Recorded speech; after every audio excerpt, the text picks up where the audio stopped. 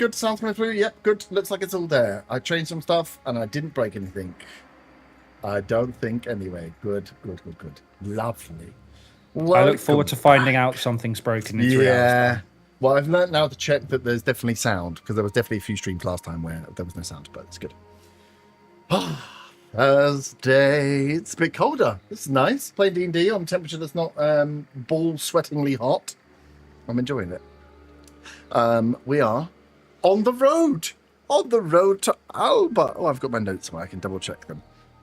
We have left the Islet Kingdom, left the capital of Regan, of the country of the south, and are making our way as part of the guard force or workers of the East Road Charter Company, heading towards Alba. You are still tracking the goods that you have followed from Butte Springs all the way down south, believing their final destination to be Alba in some sense from a map that you had previously found. But yes, getting hired on the East Road by the East Road Charter Company to follow these stolen goods to their final destination. However, they are part of a larger cargo of road building supplies. So you have got yourself hired. You know that there are talons amongst the workforce that are here. One of those talons being Borash, the leader of the convoy that had taken the goods from Newmonger down to the Islet Kingdom. And you have spotted and seen each other. Also, passing you on the road a few days or a day or so before, were the quick riding patrol of Zephyrax, the black half-dragon, and Rad, the Silent Ashes member, who were also on the wagon. Including with them, as part of their patrol, were some of the guards that you had seen being trained in this purple bronze armament that were shaped in kind of dragon or dragonborn form. These highly trained, or should be highly trained, skilled fighters, as they are being trained up, or were being trained up by the Githyanki. So a small patrol of these guys passed you by as you were on your route, and you had seen a message passed between Borash and one of the guards in a sleight of hand move that was picked up by Willow. Before leaving, you had seen what had been going on in the Islet Kingdom. Ram himself was at the ring for the execution of the king's brother, where wyverns that were controlled by Ram finished the execution or performed the execution of the king's brother, as a speech was given about traitors, and you could kind of getting the full fear of the Islet Kingdom and the control that Ram and the Talons have over the city themselves. Obviously, had other bits that went on, but that was all in the past, and we'll catch up on that another time. So we are on a 10 to 14 day journey, depending on how it's go. We'd seen a few days pass as you were traveling towards Alba, taking you into the 6th week since you had all been sent on this mission at the very, very beginning. And we will start with some Bastion rolls. We will do the actions, what you want to do with your Bastions after, but it has been a week because we are traveling quickly. So we shall start with some Bastion rolls. Can you all give me just a d20 roll so we can set the initiative of who's going to go first? And then give me 1 second because I lost my sheet. Bastion rolls. There we go. Nice. So 20 to 15. 19. 17. 19. 19. So we have Siona. Miriam. Okay, 15 to 10. 13. 13. Oh god, 10 to 5. Oh, I got 7, sorry. So 5 to 0. What'd you get? 2. 2. 4.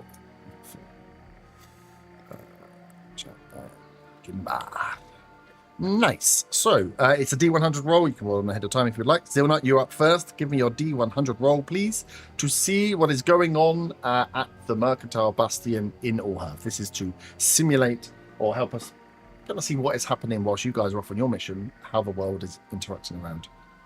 49. That's a number we haven't had before. Faction quest. Cue everyone else getting very close numbers again. Oh, do that. I'll kill you.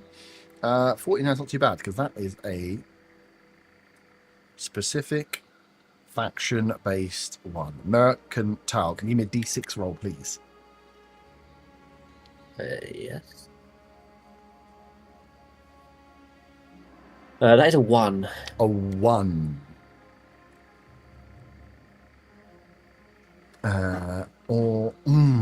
Okay, you've got a choice.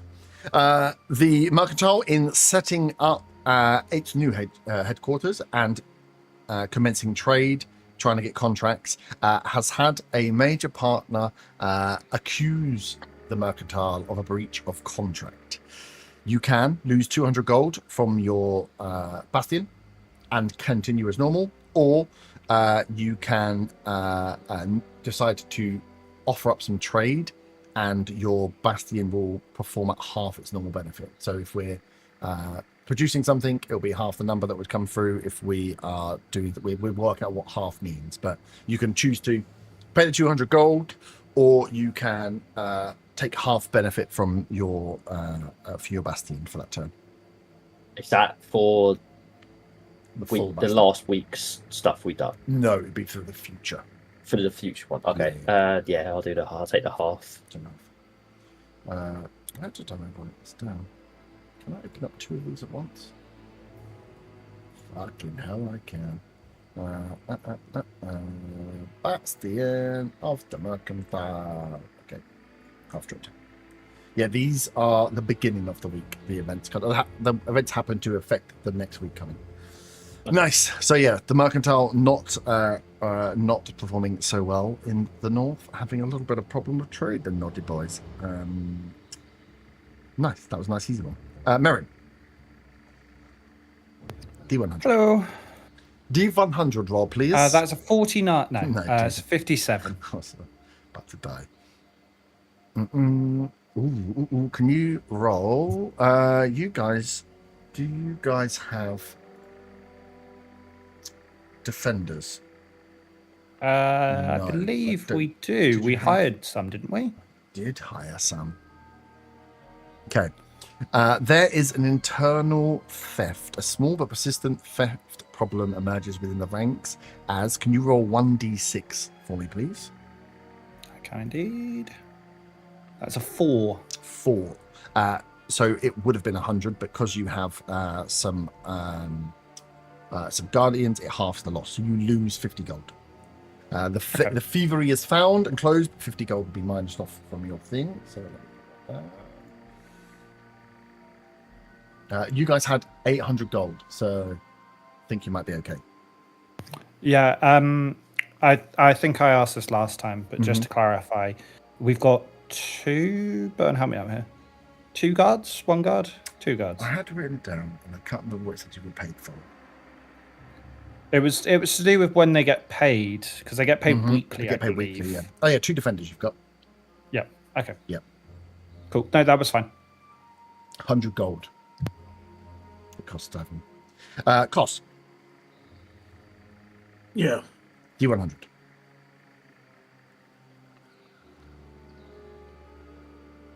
$75. Oh, big number. Big number. Good number. Okay. Roll me a D6. 6. 6. Nice. Okay. You gain some information, a rumor on some talent activity. I won't say what that talent activity is because it is slightly ahead of where you are, but as part of the research bundle that you'll get on returning to the Bastion, there are rumors that the Mercantile have picked up on a very important talent activity that you have added to your lore log from when you arrive back home. But I won't say what it is yet.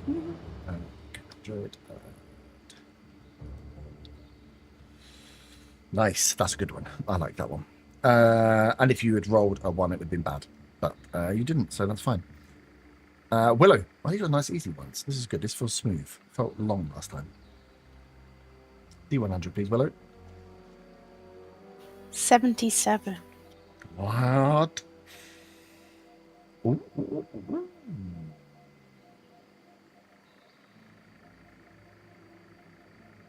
Nice.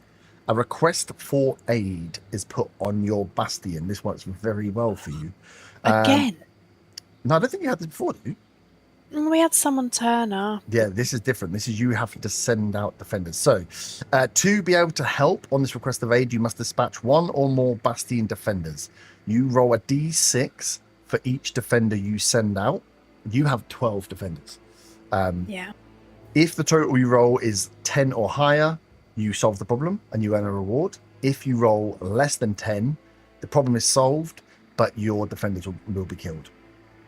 Fantastic. How So many You can do I need to roll? you can send as many as you want. You have 12 to play with.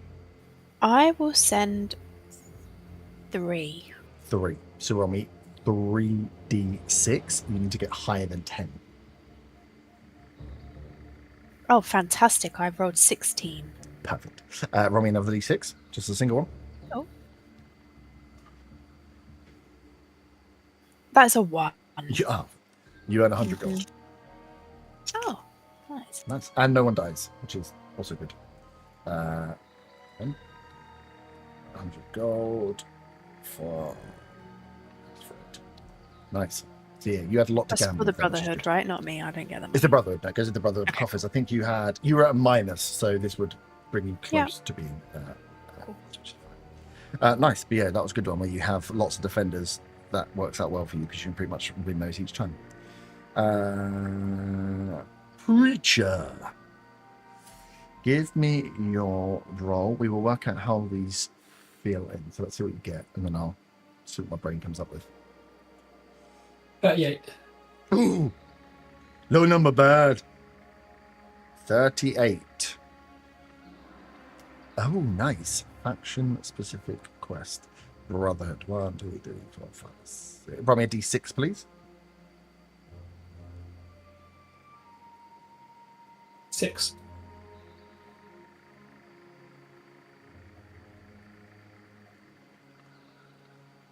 Okay, nice. Oh my god, you've already got Bastion defenders. Nice. Okay, you get an additional Bastion. A small group of a small band of brothers, not too dissimilar from yourselves. Maybe we can have this appear somewhere else. We'll put it in a back pocket, this one, until you arrive. We'll say somewhere along there's a group of similar to yourself, small brotherhood. It says zealots, but they're not quite zealots, who are not attached to a chapter. They're kind of like floating brotherhood envoys that can be called upon. It would give you 1 additional defender in your bastion, but what I might do is keep that to the side. We might have them appear somewhere else before you make it back, if you need them. Otherwise, we'll add another defender to your bastion, only because you've got 12. To have 13 is just showing off, and it's not very useful. So yeah, we'll note that down. That there are some smaller groups of Brotherhood members that are, again, a bit like yourself, not part of chapters, that could be called upon to help you at some point in the future. Brotherhood, yeah.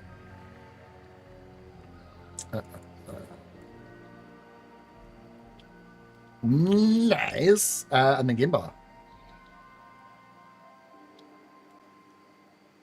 46. 4. Oh, quite close. You're not doing it again. 46. I think it's another faction quest. Anything below 50 is a faction quest. And we'll start below 50. There's a split between your base getting attacked, talons having a plus, and then your factions. What will slowly happen is that will start ticking up. So the chance of attack increases as the fear increases. Watchers, I think you need to give me a d6. You do. 4. 4. Ooh.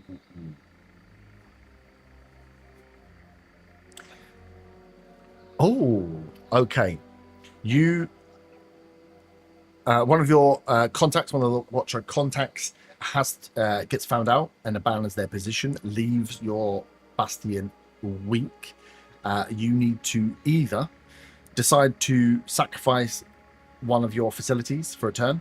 So for a week, that facility has to go dark, not be used, to make sure it breaks any potential ties, any links to the Watchers. Or you have your 2 defenders. You can dismiss one of them to kind of chase out the lead and keep a facility working. So you'd go down to 1 defender, but you keep all your facilities working, or you take one of your facilities offline for the next week. I'll take the pub offline. Yeah. Okay, nice. Take the pub offline. Boo. Yeah, I'm not there to use it, so. it's true. Okay. Nice. Cool. That is the best on rolls. Nothing too big happen, but yeah, after I think after this week, the things will start changing. So low number bad becomes even more important as we move forward. So that is what is going on back home. For yourselves, you are on the trail. You have passed 4 days. Part of one of those 4 days, you saw the patrol pass by. Sorry, Yep. how does the thing work with my end of the week thing? Yes, we're going to do it at the beginning. You can do it now, I suppose. Because if you're supposed to I do it don't at the end of remember the what week, it is. I just remember you saying You need it was to the end roll- of the week. yeah, it's a really annoying one. We're going to flick it to the beginning because it's a pain in the ass. You need to roll, and every time you've done it, it's gone the wrong way. It's an odd number than an even number. Let me find the note. Bastion rolls. You are maxed out. You need to, for the research, you need to roll any die you want, and you need to get an even. So roll 1 die first. 14 on the DTV. Nice. And then for your Eldritch, for the observatory, you need to roll any dice you want and get an odd. Those 5. It actually hit both times. Nice. Okay. So that means your research for dragon creation through dragon scales will complete. And interesting, you get your, where's my bathrooms? You get your Eldritch Discovery, which is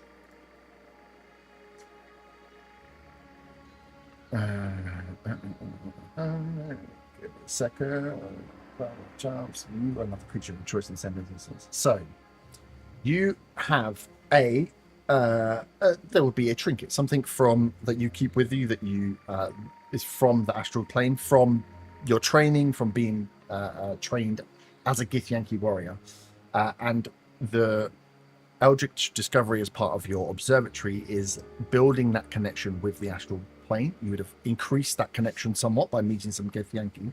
You can choose the charm to have to be a charm of dark vision, which I'm assuming means gives yourself, or you can give someone else dark vision for up to 150 feet. What does that last for? 8 hours. So you can have a charm of dark vision, give someone 150 feet dark vision for 8 hours. A charm of heroism, which I'm assuming is a heroism spell. Please load. Which gives you 10 temporary hit points for 1 hour, and you get the bless spell with no concentration. So that's 1d4 to all of your, essentially all your d20 rolls, I think. Or you can make it a charm of vitality, which is removes exhaustion. And some other, gives you extra hit points if you roll hit point dice. So you can decide, you don't have to give it to someone now, but you can decide which one of those charms you want, which one of those abilities you want, and then it's yours to use at some point during the next 7 days. So dark vision, heroism, or vitality. Dark vision is Let's just say heroism. Heroism is pretty good. You get an extra 10. Whenever you take it, it lasts for an hour, so you want to take it before you know you're going to need it. But it gives you 10 temporary hit points, and you get the bless spell for an hour, so it's pretty good. You just got to remember you've got it. It says it's the same as a potion of heroism. I'm just going to put one of those in my inventory. Yep, nice. Sweet. That's the first time we've hit those. But yeah, I think we'll bring them to the front because it confuses me having them at the end. Lovely. So now, the world, we zoom back in on the road, on the paved road, or the kind of the gravel worked road, trade route that has been bedded down. You are on the second tranche of your travel here. We're splitting the 10-day trip, 10 to 14-day trip up into three areas. The first one was very safe. You made it from Alba to kind of the middle of the countryside. Next one will take you much closer to the forest, and then the last one will take you through the forest right to the Oak House, your final destination. So we are in this middle section. Can you all roll d6s for me, please, to see what shenanigans might come up? 5. Also 5. 6. 5. 4. Fucking hell. What'd you get, Preacher?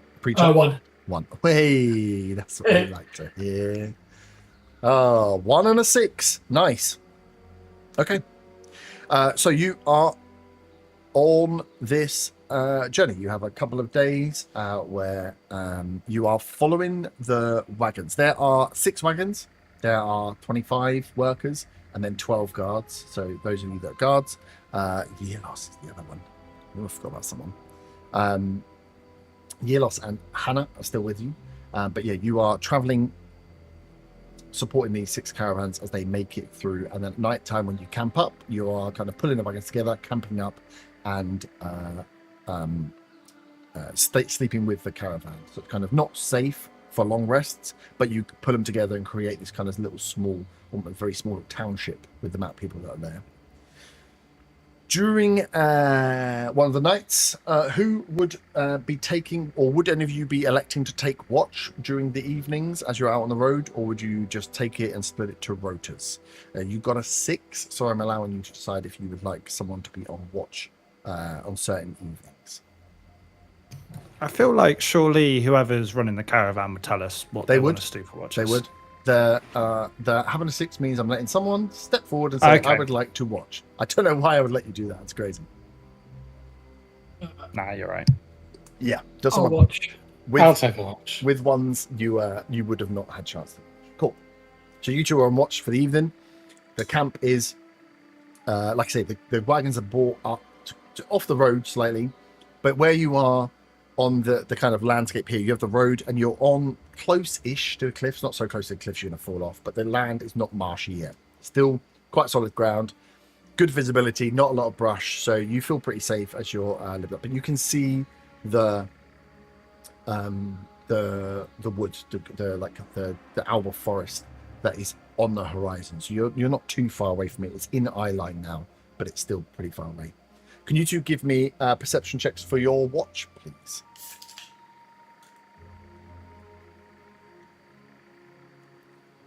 16. 14. Nice. 16 and 14.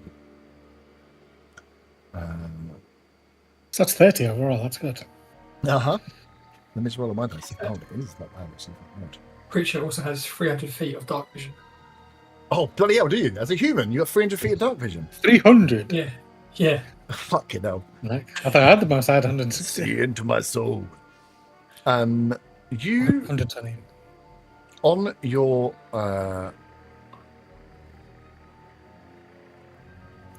watch, as you guys are taking watch to listen out for things, you hear from the far side. You the way you've kind of got the wagons pulled up and round. You hear a noise. You hear the sound of something rustling or interacting with the far side of the wagons.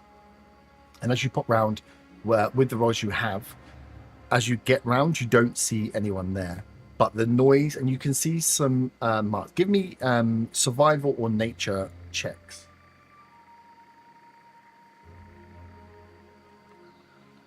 Which role are you taking? I took Not the same for survival. me, so I'll take nature then. I rolled a 6. I rolled a 7. Nice. You can see that the ground's not wet, it's not marshy, but you can see that there is some disturbance. That there were a couple of creatures maybe here that were very close to the wagons, and you can probably see they're on like the 2 or 3 wagons. Where when you're looking at what's there, you can't see how many or what creatures they were, but there were definitely some creatures that got up to the edge of the wagons.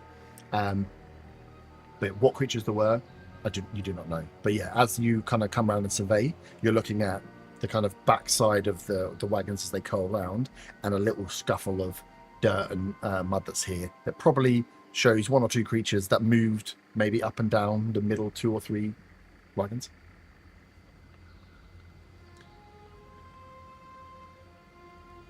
Is there anything you would like to check whilst there? So that's what you presented with your current findings. Poor rolls. I know we finished to go. Didn't get much from those things, but can we tell if they were big creatures or small creatures? Just that there was no. They don't. They would. You would assume they wouldn't be overly big because they're not disturbed that much of the ground. But yeah, that means there would just be a normal humanoid size potentially. That could be a medium creature, nothing large or huge. But yeah, you can see that they had got up to the edge. So the far side of the caravan, if you imagine like the caravans, like the wagons, like a semicircle around your camp, they're on the far side of it, and they were you'd have to work out what they were trying there to do, but you don't know who they were. So, where are the wagons compared to everybody else? They're very close. Yeah. It's like it would be like a semicircle. I can't draw it. If you imagine you're just off the road, you've created a semicircle with the 6 wagons, and the rest of the circle is where you guys have got tents, and then you're all in the middle. So that distance-wise, from where they would have been to where you guys would have been camping and eating food and chatting with else, probably only about 40 or 50 foot. So very close. You would want to be close. You're camping close to these goods. Most of the workers and the guards know this is supposed to be just stones and materials, but there's a few of you that know there's probably a few more expensive things in there than just stones and materials. Are we just off the road where we've camped? Yeah, just off the road. So these marks closest to the road or closest maybe the wilderness or whatever? They look like they might have come from the road, but you guys rolled real I mean, well, which so you're not sure. side is the caravan's the wagon's face? Are they more towards the wagon towards the roadside or the... Yeah, they're on the far side of where you are. Right. I'm just trying to tip where the tents and that are the away from the road. No. Yeah, tents are away from the road. How do I get up a thing to show?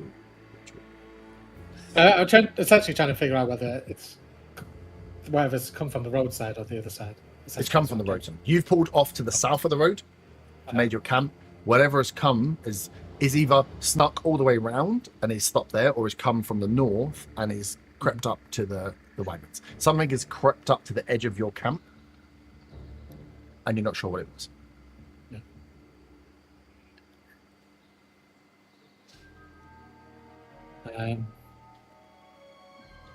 I'll say to Preacher, I'm just going to walk up towards the road and see if I can see anything. Mm-hmm. I use my horn of alert, or whatever it's called, and I'll nominate him.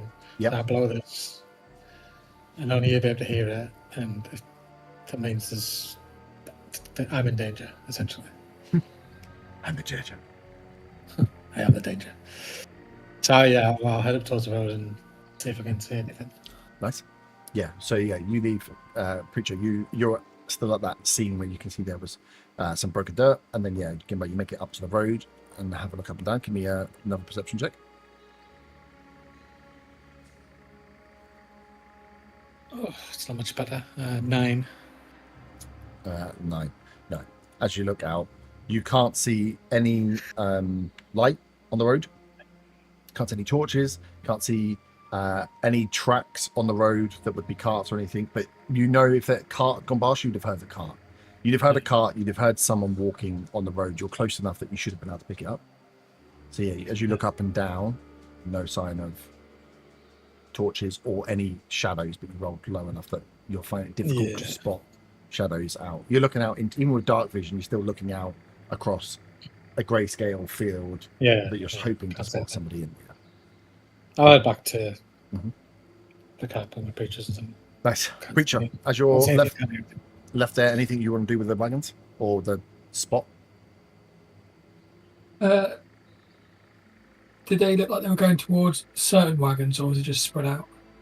As you can see from just the break of ground, it looks like they crept up and they're across the first two or the middle 2 or 3 wagons, but you aren't picking up enough tracks to know whether they all went to certain ones, all just split up. All you can see clearly with your port roll is that they snuck in and they clearly spread around at least 2 or 3 of the wagons. Okay. I'll just keep an eye out towards the direction that they look like they came from. Or Yeah, and you see Gimbal coming back. No spotting anything. But yeah, as you look around now, doesn't seem to be anyone about.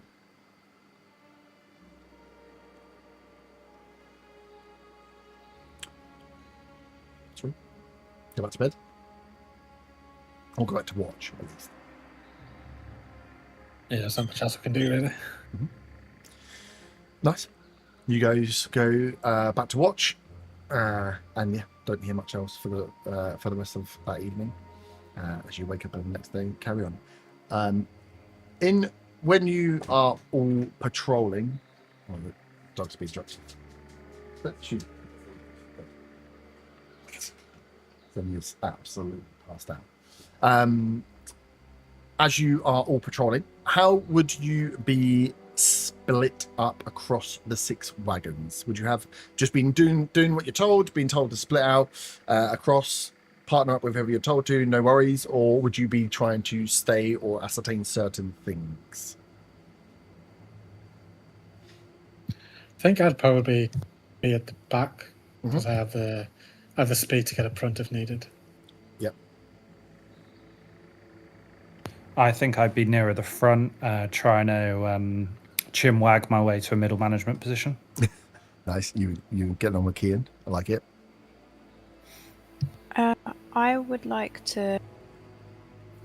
I don't really care where I go in terms of which one I'm with, but I'd like to kind of run between us as the guards just to check in with everybody throughout the journey. Yep. So every now and then, like, run over to one of each other just to try and keep communication if we're across multiple different wagons. Yep.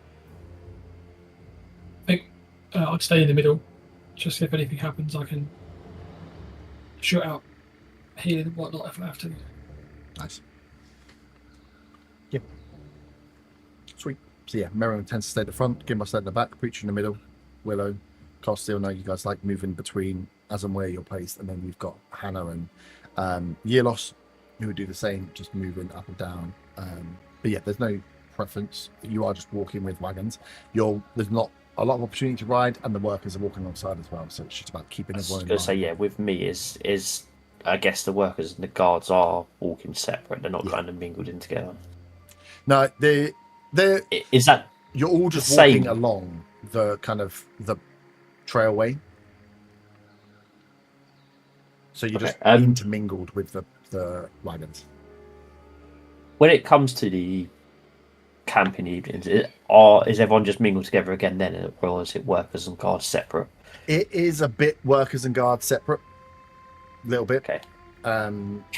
Can I say that when at camp I'm going to try and be with the 2 that we paid? Yep. And what was his name? Jovac, the old. Jovac, yeah, the old dwarf. Yeah.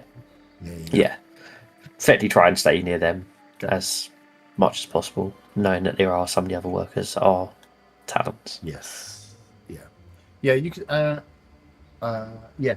And you've spotted some of them. You see a few of them keep themselves to themselves, and the workers start to just they mingle a bit, but you can see groups are starting to form off anyway. Just naturally, 25 people is too many people to try and keep it together. So people are starting to pair off and group up with those that they're more comfortable talking to, if are closer aligned to their like lifestyles and stuff. So yeah, you can see people are starting to group into smaller groups. So yeah, you can definitely stick with Jovac, Ivor and Shug. Perfect. So as you guys are walking and moving along, you get to another night. Can I have 2 more people for a watch, please? I'll do it. And I'll do it if no one else is volunteering. Fine, I'll stay up. It's alright, you're part of the cool club. Although you two both don't have dark vision, right? No. Cool. No. That's fine. Fab. The camp is lit, but Creature can give out dark vision, okay. but I think it's only for an hour. Okay. Yeah, so that'll last for a bit, but not a lot of the rushes.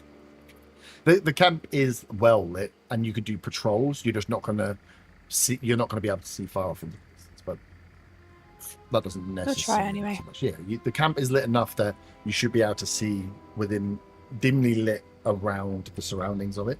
It's just if you're going out further than that you'll be. I'm assuming we'll have torches as well if need be. Yeah. Sweet. Can you both give me perception checks, please? Is that just straight roll? We're doing it with disadvantage because of the outside. Straight roll because I'm going to take it as what you can see. Okay. I did a nat 17. 20 for 23. Holy shit. Okay. I developed dark vision during my Yeah. patrol. You polished your eyeballs, like Reddick. The ones without dark vision see better than the ones with dark vision. Willa looked into an eclipse and it gave her powers. You and Marin are on patrol. You take your patrols around again. Same setup for a different night. That you pull off slightly to the south, off the road. This half circle of wagons. Camp is built on the inside. People are chatting, moving around. And as it is getting into the later hours, less people are up, more people are going to sleep. You guys are continuing your watches, and you have your torches. With a nat 20, I will say you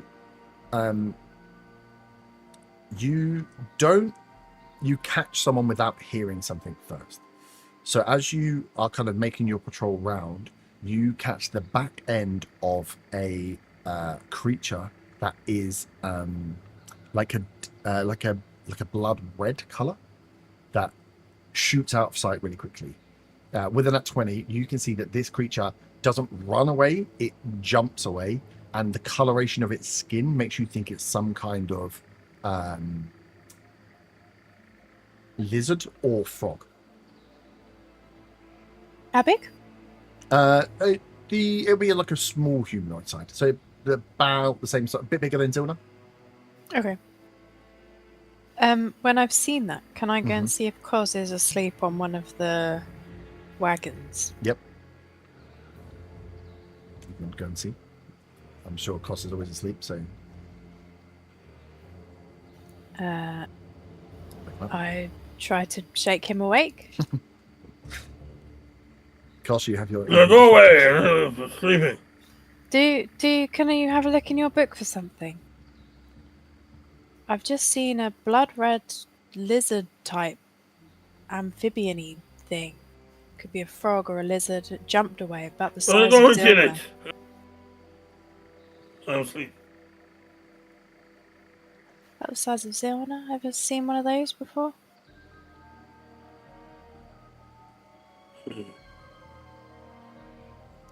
Seen a frog before. I think you should roll an attack to try and wake me up. Can I? Yeah, if you want. I'd love Do to. damage. Oh, yeah. While she's doing this, I want to say that I'm kind of keeping watch. Yeah. I haven't gone with her. Yeah. It's only She a was 17. Miss. You get advantage because he's incapacitated, and it's a critical. Because he's asleep. Yeah. So incapacitated, right? Oh no, I only rolled a 3 that time, so it was a 9. We'll say you hit next to me, and I woke up. What do you want? Have you ever seen a creature like this in your little book that you write things down in? It was blood red, jumped away from me, frog or lizard about the size of Zilna. What do I need to roll to check to see if I remember this creature? A nature. Is it a beast? Do I get the extra 2? It is not a beast. That will be an 18. An 18. It sounds like a big frog. You know that there are humanoid frog creatures, if that's what it was. The coloration's a bit weird, but it's like could have just been a frog. Could have been. Nothing. You haven't heard any creatures that are like these deadly. Big. Essentially, you're being asked if you've seen a big frog before. You're like, well, I know there are big frogs, but nothing that you would have written down that says you know exactly what this thing would be. It sounds like a big frog. Let me sleep. Okay, well, I hope that it doesn't lick you to death on your patrol. Lick you to death. Mary, what was your roll? My roll, we've got Echo again. That's fine. Keep going through. Pound through. Okay.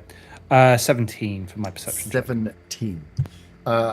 As you guys would be doing patrol together, as you wouldn't have seen the creature, but as Willow's seen the creature and left you at the scene, you can see with the 17 that there is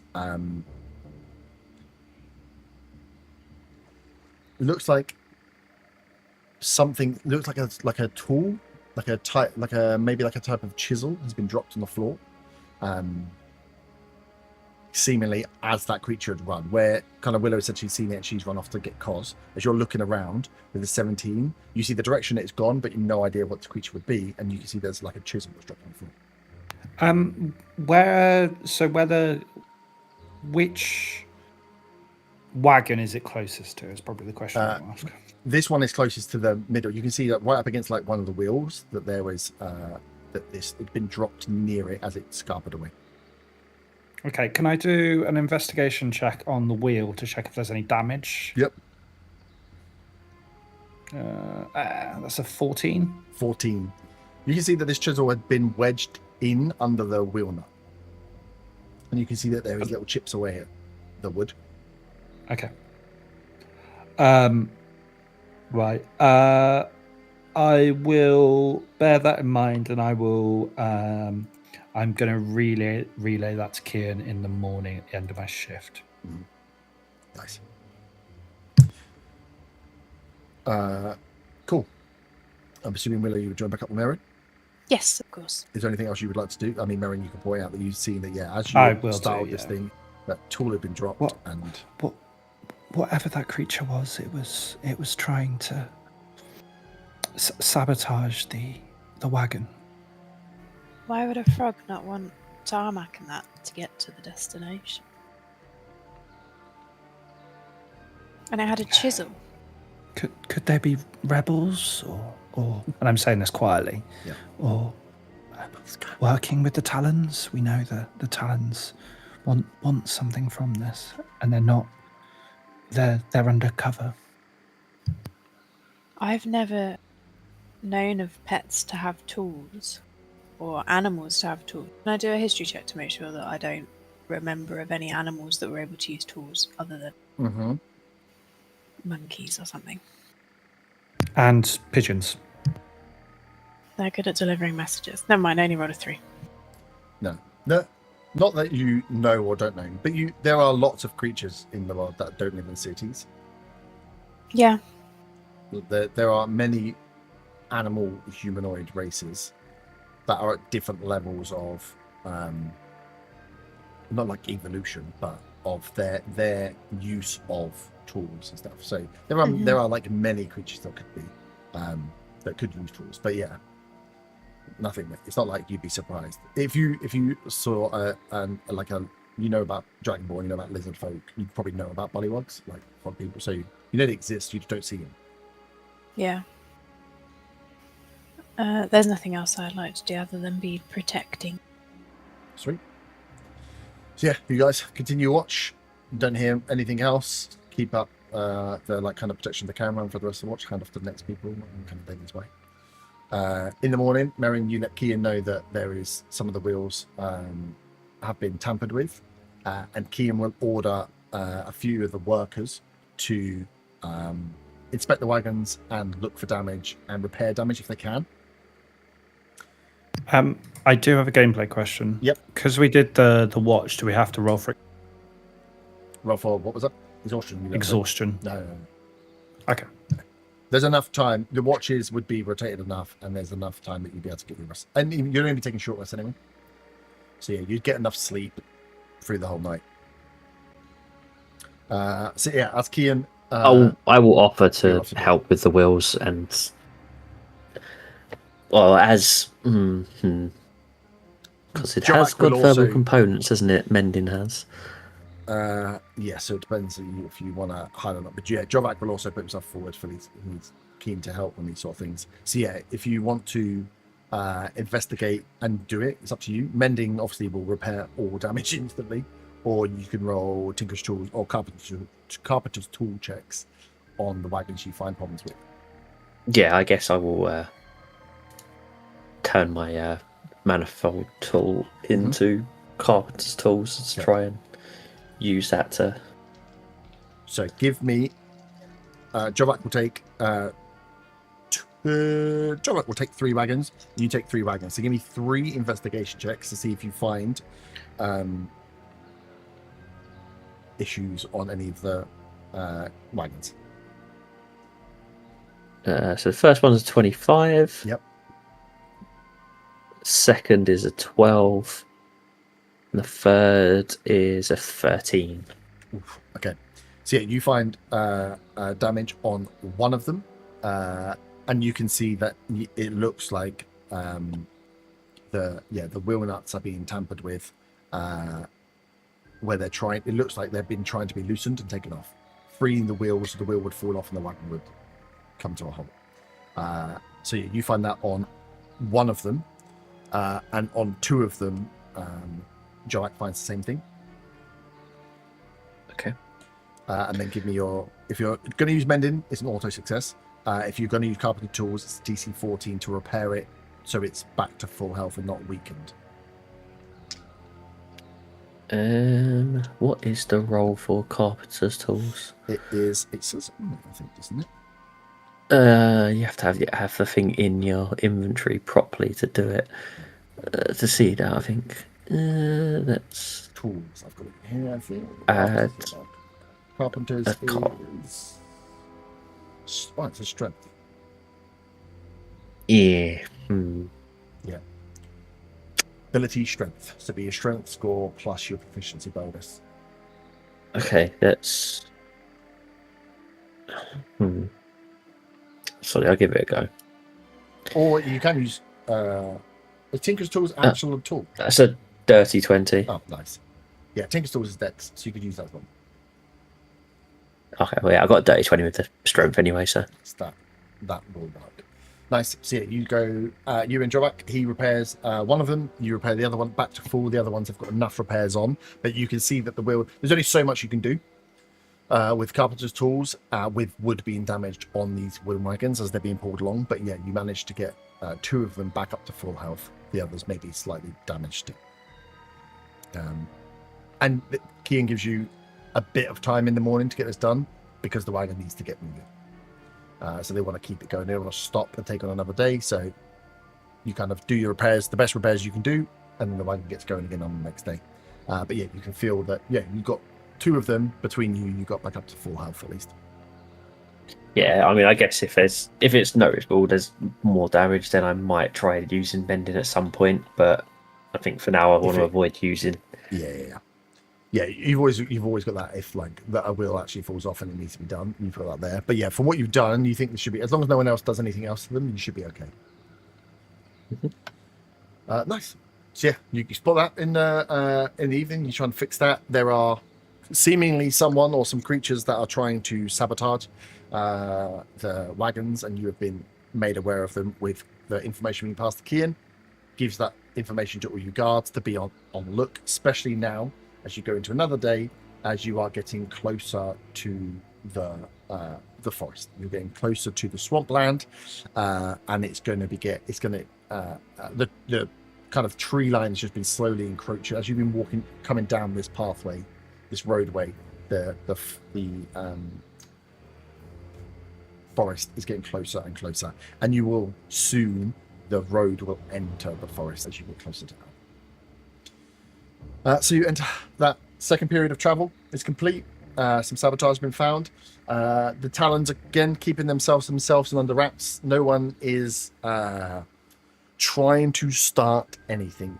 Kos, you are always keeping an eye out for Borash. He is keeping himself and trying to keep the rest of his guards with a low profile. You see, they are just. Is he actively trying to avoid me? You don't. Is he trying to act? He isn't. He is making sure that he's not close enough to you that you would be like. He's always outside of confrontation range. He's always keeping a good at least 20 foot from where you are, but he never seems like he's so far away that when you turn around, he's not also keeping an eye on you. So there's a bit of like, we stay 30 paces apart and we're always keeping an eye on each other. He keeps himself within your range, but not close enough that he would get provoked or he would provoke you into anything, it seems like at this time. One other question. Mm-hmm. I assume I would have been keeping an eye on him at camps as well. Yep. Is he camping with the other Talons? Are they close to him at all times? He camps with different people. Some of them are the ones that you had identified, and others you're not sure whether they are just camping to keep up appearances or they are Talons. There's only so many faces you recognize, but the ones that you recognized, there was how many did I say you picked up? 3. I think we recognise 3 others. Yeah. So you recognize him sitting down with them and a few others, and then those 3 and him split up and sit with other people. So you can see that they are trying to keep themselves moving around and separate. And when he sleeps, there are people close by, obviously. Yeah. But a lot of their tents will be like multi-person. They're not like tiny little single-man tents. There'll be like 4 people to a tent. So yeah, they're all sleeping in pretty close proximity to each other. I'm keeping an eye out for if he goes to sleep in a tent with the 3 that I know are Talons. Okay. If there's 4 to a tent. Yeah. Cool. You can keep an eye on that. That you don't have to roll for that because you're keeping an eye on Borash. You'll be able to see where he goes and what evenings he sleeps in. But yeah, they seem like they're doing a good job. A better job than they did on the boat of mingling and trying to keep it. You can see they're trying to keep a low profile. Whether they're afraid that you guys are going to do something or they don't want to do something, I'm not quite sure either way, but they are definitely keeping a more low profile mix in with the rest of the people, sort of. That's their personas. Wicked. Second couple of days, what was it, 4 days of travel pass. You pick up these sabotages, you have your wrecks. But again, it's a fairly safe stretch of road. As you get ready to enter the last stretch, the forest meets you on the first of one of these days, as the road now takes you into the forest, where the road is starting to be carved away. The forest is starting to be carved away. You can see where trees have been felled, where the road kind of starts to meander and weave a little more because there are some great oak trees here. This is like the giant's forest that they have let just grow out on its own over the hundreds of years that they have kind of held themselves away from the world. So there are some big old trees here. Some of them are just not worth trying to cut down. So you can see where some of these larger trees are, the road is just like, okay, we'll just stay away from that one. We'll go around a little bit as it starts to weave in. But it's still a proper paved road. Teams that came before have done that. And you notice the ground around is a little less stable. They have picked the path here for the road where the ground is hardest, but you can see that maybe 50 to 100 feet to the north is where the marsh and the swamp starts to creep in. At some points you get very close to it, at some points it's further away, but you can see that this is the most solid ground, and just further off to the north, that the bog, the marsh, the swamp land is starting to encroach in as you kind of meander your way through and get yourself into the last 4 odd days of travel. Can you all give me a d6 rolls, please? Could we also say that I told them about the froggy people? Yes. 1. 5. 1, 1, 6. 5 for me. 5. 6 for me. Woohoo. Thank you, everyone, for recovering from my one. 2 6s for 1. Nice.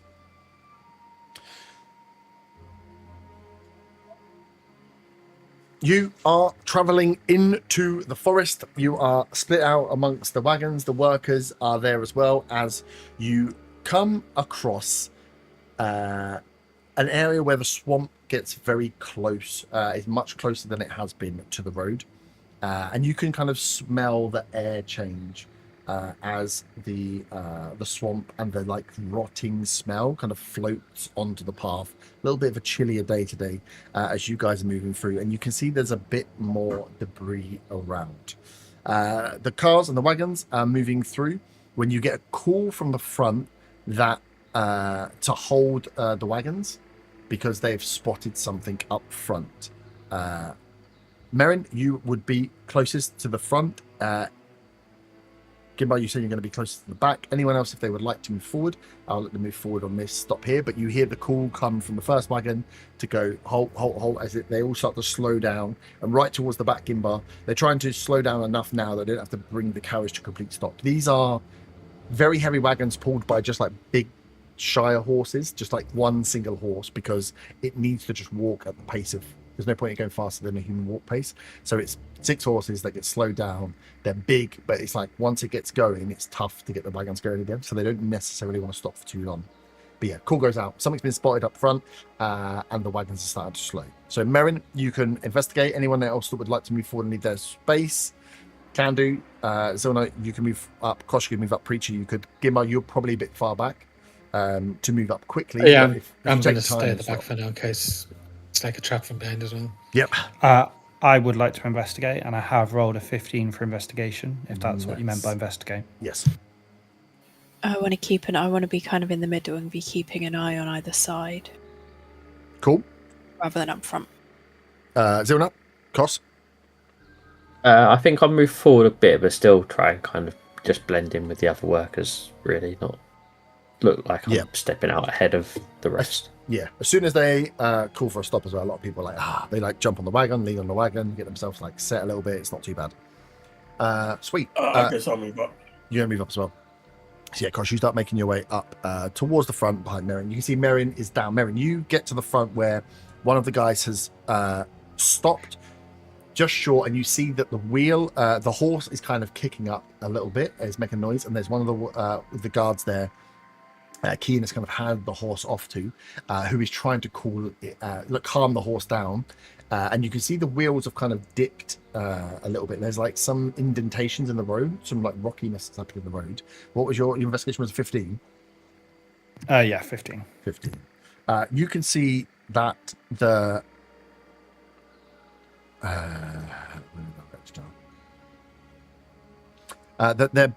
there's like these puddles that have built in there into the road. Like there's these little potholes, better way of looking at them, in this brand new road, these potholes, and one of the wheels is slumped into the wheel, and you can smell this like slight smell of like burning, a little bit like burning wood, a little bit like a slow tinge of something is burning around, something is doesn't quite smell right as you get close.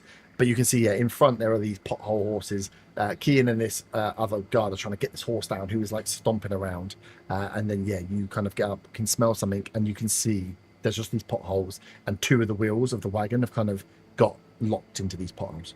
Can I do so given the smell, so is it a case of I think the holes would call like the smell and the holes are related? Potentially. Yeah, you can follow up on that. With a 15, can I do an Arcana check to check if it's magical in nature? Yeah. That's a 17. 17. Potentially magic in nature, potentially not, but it smells like acid. The smell you're now getting as you look down, one of the wheels that is in this bog is melting away. Acid has been used to burn a hole, and there is a pool of acid, and one of the wheels is in the acid, and then this horse is kind of kicking up in front. Kost, you get there as Merrin is kind of looking at this scenario, and you can see these. Kian then gets involved to try and get this horse down, as this horse is just reeling up and reeling around at the front.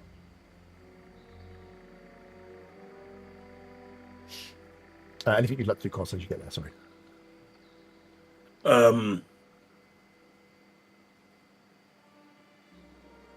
Guess I'll just scan the area. Yeah. Give me a perception check. What are you scanning for? Something with a vial of acid in its hand. I don't know. Yep. Perception 11. There's no one with a vial of acid still around. No. As you look around with 11, look out.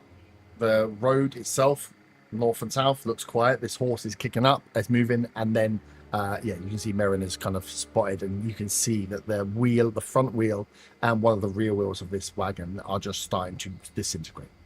I will try and help calm the horse if I can. Cool. Yeah, give me an animal handling. Oh, 6. That's not going to do it. 6. No. As you go up, you trying to calm. These guys have not done a good job. What you can see is the horse is, as they're trying to pull the horse and get it sorted down, it is stepping into the acid and burning its shoes, as it will kick off with the 3 people not managing to get it caught. Will break its rein and will just start to run. So one horse shoots off south away from the thing. It's had part of its hooves burned. It's had none of this. It's broke rank, and you can see the wagon now is just bogged straight in. So the call goes back that everything's been stopped now. Like, wagons at the moment stuck. Horse is gone. One wheel's gone. The convoy is halted. Is there enough space on the road to go around this wagon? There's a tree. There's trees to the north, and there's a tree stump to the south. You could maybe try and remove the tree stump. Or remove the acid. But yeah, as you're looking at it, this wagon's going to need some work done to it. And you might have to remove the acid or, create a path around.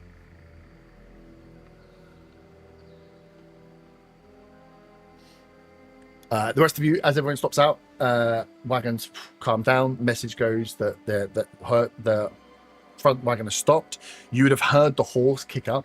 And those of you probably in the middle, as a Zilna and Preacher Willow, you would have seen a horse bolting just south that's gone. So you know that a horse has potentially been lost as well.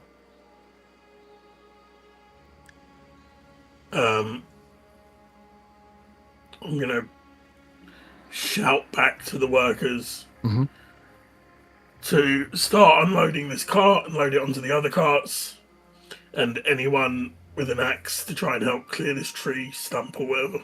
Nice.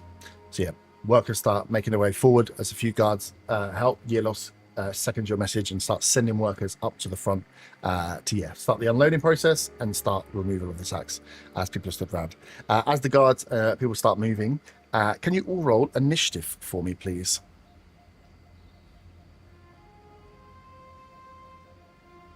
Horse is coming back after you. 20. Oh, no, so get above that now. 25 to 20. 21. I rolled a nat 20. Still happening. Nat 20. So if you would like, you can move your initiative once we've got it all set. 20 to 15. 19. 19 as well. Who wants to go first? Let the dwarf go first. That's fine. Nice. 15 to 10. 10 to 5. Jesus Christ. 9. Oh, okay. I was like, what the hell? Can't all be below 5. 5 to 1. I rolled a nat 1 plus 3, so that is a 4. That's 4. That's pretty good. Preacher? Oh, I said 15, and the did guy you? said 19. My Sorry, bad. I thought you were Yeah, pretty my bad. 15. Oh no, still getting done. Peril.net. Well, it shows up. Nice. So yeah, Willow, if Can you would I like, you can move? move. Yeah. Yeah, where do you want to move? Can I go like in the middle, please? After Peril? After Preacher? Preacher. Yeah, please. Thank you. Yeah, there we go. If you down, so it will be Gimbar, Koss, Preacher, Willow, Zilna, and Mary. Give me 1 second, because I haven't changed Preacher's name. So on my combat tracker, it still pulls through the one name, which is hella confusing. Okay, Preacher. Wait, what's his name? Still says Peril. No, Yeah, they all look the same. I know. Yeah, I was going to say. Reinhardt. I mean, what? Nice. So, as this call goes out, everybody starts to move. How did Yelos do in initiative? Oh yeah, Yelos and Hannah. Oh, they both got almost the same number. Hannah, yes.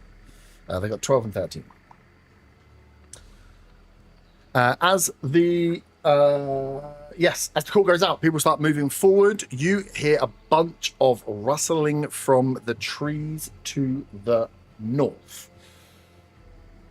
As oh god, the green's going to come out.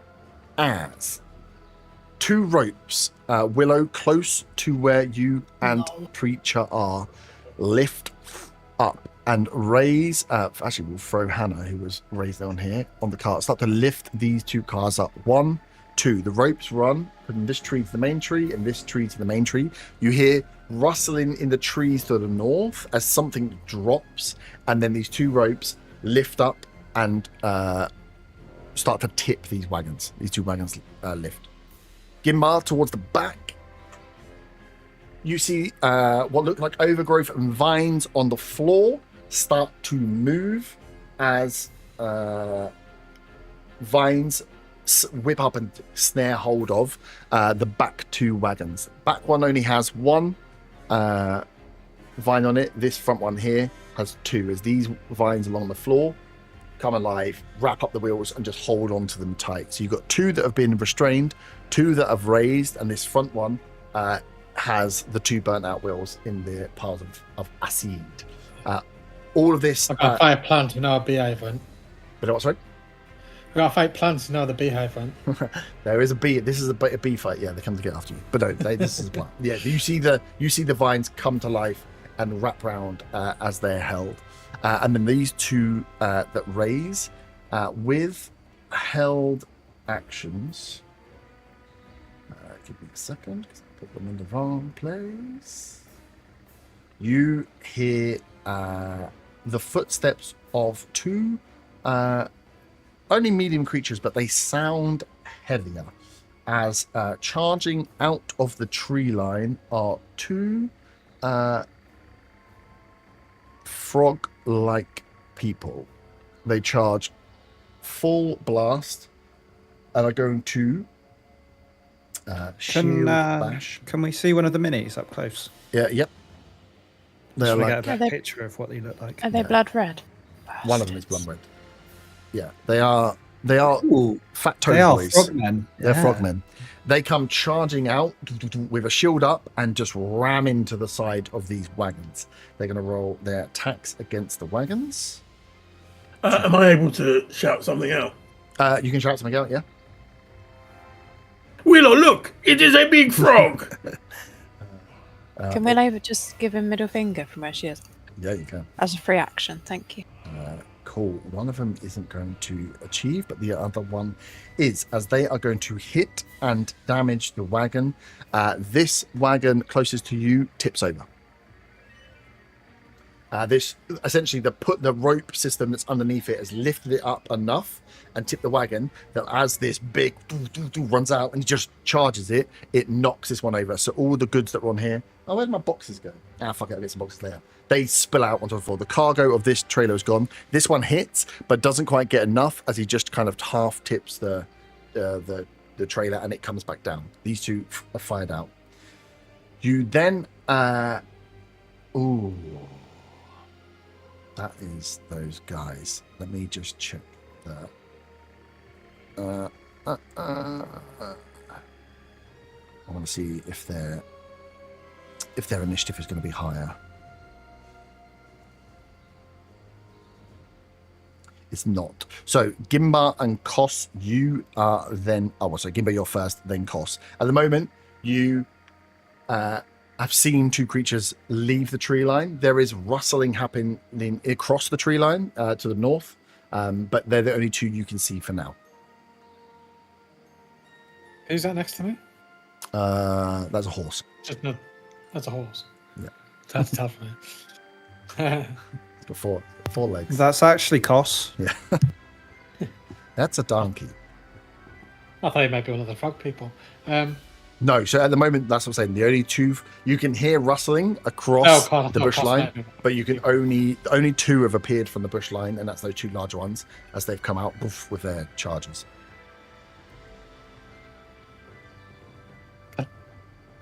So can I hear any more rustling images? I know you said to the north, but You can hear rustling. You can't see anything, so you can roll a perception check if you want. yeah, I'll do that. Ugh, that's a very average 10. 10. You can see with 10 that the vines are attached to a creature,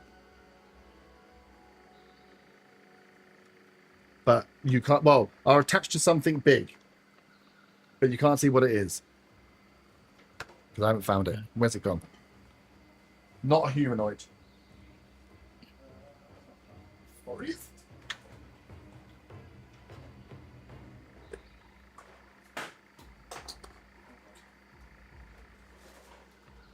I've killed him.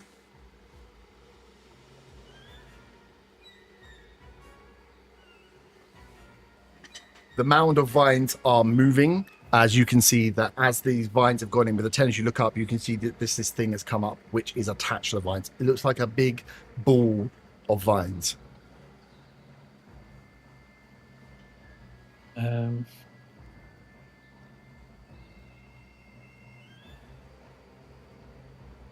Where's the closest ally of mine? Closest ally, year loss would have moved up. We're up at year loss. So year loss would have moved up to give the order to the guards. Zero now was moving around. Willow was in the middle. Preacher was probably the closest ally to you. I'm not put the workers on the board, but you can see the workers. Yeah. But taken aback by a big mound of vines in front of me and being quite far away from everyone else. Yep. I think I'm gonna move up to where Preacher is. How far away is that from me? Not that far. 45 to get side by side. Is that within hitting distance of the frog thing? No. Be 50 to get to the frog. You want to get this side of him. Well, you'll go around the cart. 55 if you go north through the vines, or you could go 55 south as well if you want to. Yeah.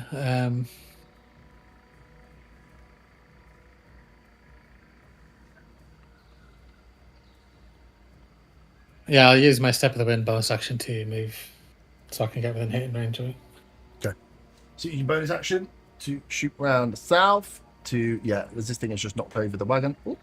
You can step in front of Preacher and be toe-to-toe with this large frog creature. You can see that most of the armor is like leather armor, natural armor. It's got like a big shell for its sword, but it does have a pretty decent axe by its side. But you can see they're camouflaged. They're like covered in moss and grass and leaves. I'll take a swing at it. Oof, that's a 25 to hit. Yep, that'll hit. Can I have a strength or dex save DC 14? Please.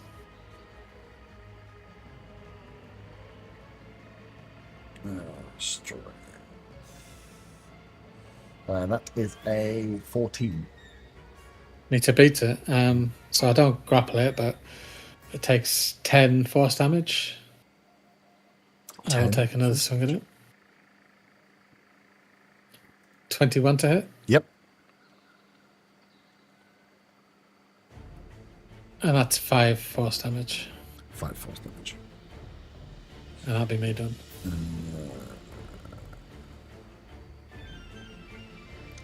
Nice. Cos. Now that I can see these big frogs, can I again attempt to maybe recognize something? Maybe perhaps they might be aberrations? I don't know. And I might be familiar with them. You can roll. You won't get any bonus, but you can roll to see if you can pick up anything about them, what you might know about them. They're not aberrations either. Okay. What's the roll? Just nature again? Yeah, nature. 13 plus 6, 19. 19. If these are frog people, toad people, then there'll be a bunch of things you imagine they have. With a 19, I will say that you know that they, if they can deal with, if they're the ones dealing with acids and poisons, then they probably have immunities to those things. Okay. And the tree line, is it still rustling up front where we are, or is it more back where Burn was? The tree line is rustling across. The whole of the tree line is rustling. The rustle came from the two ropes firing, but then there is movement across the trees. Or throughout the trees.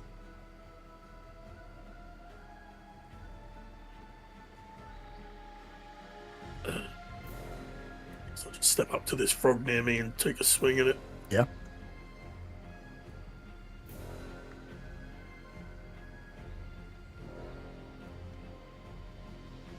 That will be a 17 to hit. 17 hits. What's damage on this rapier? D8 plus 6.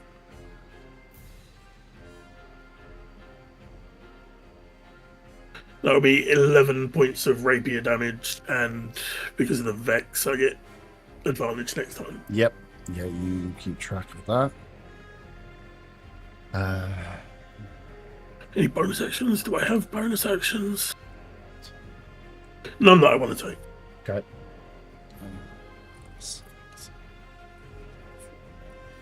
Six. Give me a second. Cool. Up next are going to be some fieries. Who has hit? Gimbar. A arrow is going to come your way. That is a 17 to hit. Gimbar, you good? No, sorry, I'm good. Yeah, that hits. Okay. Good. Do I think the dice out? Just trying to think I have the dice on here and I can't remember what it was. Okay. That is 4, 7, 11 points of piercing damage. I'll use my action to deflect that. Okay, and 2 points of poison, which you can't deflect. Yeah, so that's minus 20 damage of that. So how many poison? 2? Yeah, 2, yeah.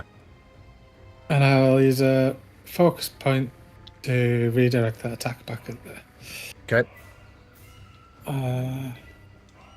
So I'll need a 14 dex save from your guy. Nice, I've got a dirty 20. Okay. So that doesn't hit. Nice, and then the second one is coming at you as well. That is going to be, it's going to be like a 22 to hit. Yeah, that hits. That is much better. That is 18 points of piercing and 4 points of poison.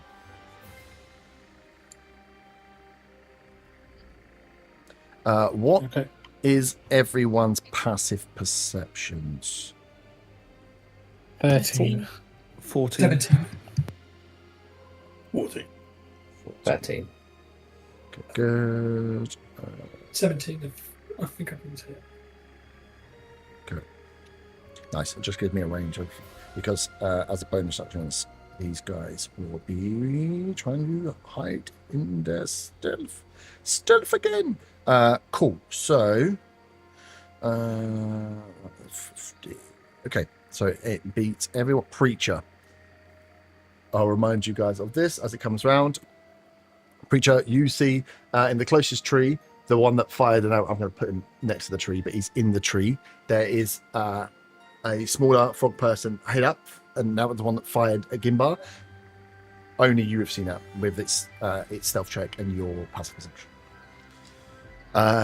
second go is going to be a different creature that is going to fire at Preacher. That's dog shit. That is only going to be like a 9 on first attack. Nope. And second one is a 19. Yeah, hits. That's nice. So that is 14 piercing, 4 poison. Cool. 18.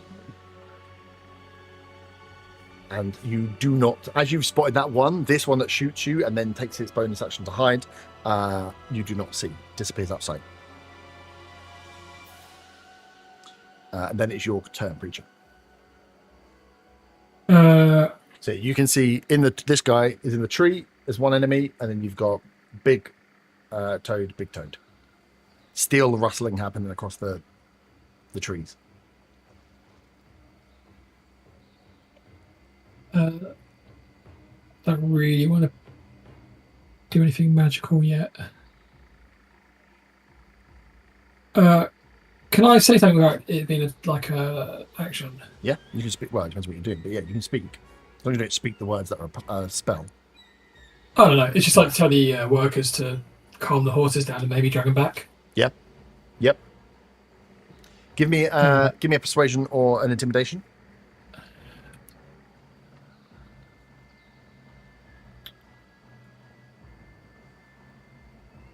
$17 persuasion. Okay, nice.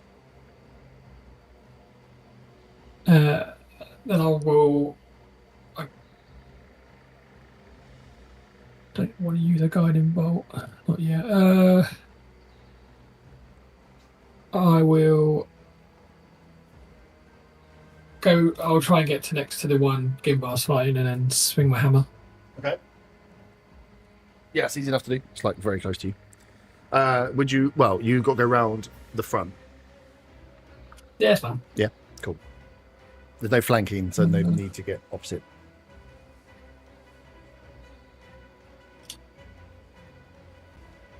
Oh, you son of a bitch! It's a 7 to hit. 7 does not hit, no. That's my go. That's my go. Coming out swinging. Willow. Hello. Hello. Can I see any others apart from the one that Preacher's just tried to attack from where I am? Yeah, you can see the one that's hit here. There's a big one and a big one. So yeah, these two big ones are very obvious. They came charging out the bush and charged into the wagons. Cool. I'm going to go for the other one, not the one that Preacher went for. Yep. And I'm going to charge attack it, so as long as he's got 10 feet in front of me. You want to get a 10-foot charge? Yeah. Yep. So that's going to be an extra D8 bonus. If you... Oh no, 16. 16 just hits. Meets it, beats it. Lovely. Okay, so that's 8 points, and then plus 6 points. 8 and 6, nice. So that's the first hit, and then I get a second attack. Yep. 25 to hit. Yep. 4 points of damage. I don't think I get a second attack on the charge. I think it's just the first Yeah, one. I wouldn't have thought so. And he is sapped because I've hit him with my longbow. Fine. My longsword, sorry. Okay. Sap, do again.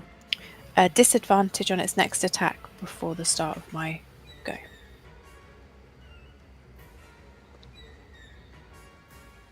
Nice. I'm just trying to think. It's going to Wicked. That is Willow. For sake of me not having to worry about these dudes too much, Hannah and Yelos are going to help the workers get out of the way, which will give bonuses if workers get into, or you can use them if workers get into some shenanigans. So Hannah is going to take one of the horses, and Yelos is going to take the other. They will give them both animal handling checks. That's not too bad. As they will start to lead and keep two of the horses safe. rather than having them fight and me fight myself. As up next, 2 attacks are going to come down towards you, Willow. These are arrows. One is first one 17. Miss. What the fuck? AC's 18. Good. Oh, sorry, did I say 17? I meant 18. Crazy. Second one is a 19. That one hits. So that is 13 piercing and 4 poison. Cool. Just damage, not the condition, right? Yeah, just poison damage. Their stealth roll was very, very bad. So you all see in the tree further back, this tree, there is another frog up in the tree with a bow. Can Willow shout out arrows in the trees? Yep. Please? To the trees! Like when good things. Yeah. And then a second barrage of arrows are going to come towards you, Kos. First one is a dirty 20. Yep. So that is 13 piercing, 1 poison. And second attack is a 19. Yep. Nice. That is 17 piercing, Jesus, and 2 poison. Stealth check for that one. Oof, that one. I will be bloodied. Woo! That's what you love to see. Why so weak? Hang on. Oh, I've got 2 of my frogs stuck together. You see that there is a here one open. So you now have visible to all of you 2 brutes, 2 bowmen, and preacher. You can see that there is a bowman, but the others cannot. And other shots have gone out that you haven't seen thus far. Zilna, you are up.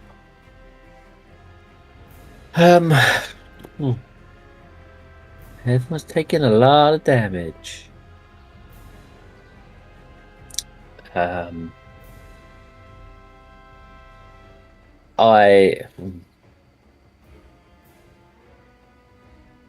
I do a perception check to see if any of the talons are near me? Yes.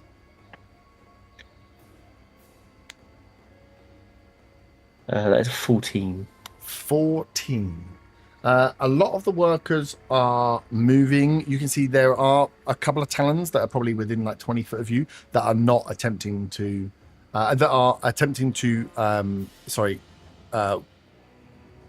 essentially find, it looks like trying to find someone or spot where their goods might be on these wagons. Also hard fucking grounds. I am going to move forward, I guess. Yep. Near to where that horse and cart is in front. Mm-hmm. Oh, sorry, you need it's in between. Sorry, one's in between 2 carts. Oh, this one. Yeah. Yeah. So in the middle of everyone. Okay. The other side of it.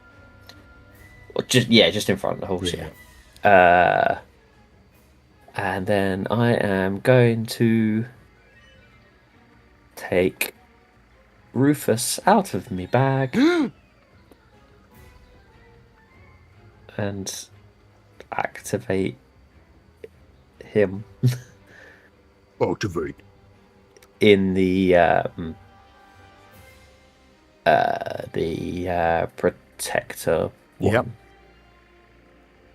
Need to remember what each one does. The protector one is 1d8 plus 4 temporary hit points for anyone within 10 foot of it.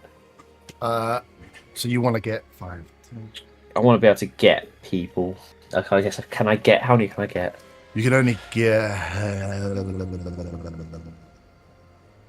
You can only, well, I suppose who needs it most.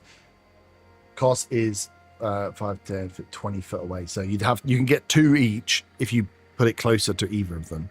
If where it is now, it will get Preacher and Willow only. And Cos is in the worst position at the moment. Because of the furthest point away, yeah. It can move 15 foot, so I guess I'd move it closer to. It'd still get Willow and Cos if it's there, wouldn't it?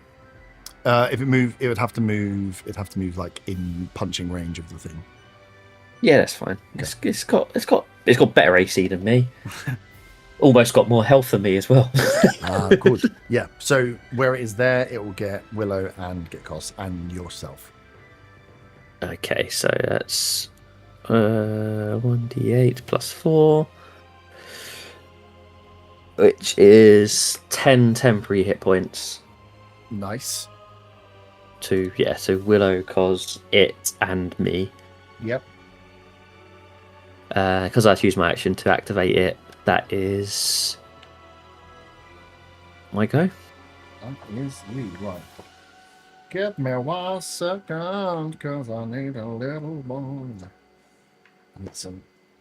I need some innocent victims. Hang on.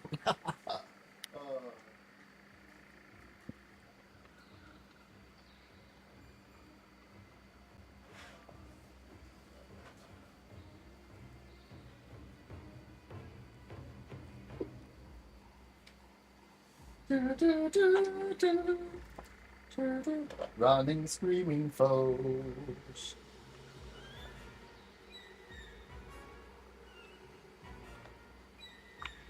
Okay, so after Zilna, two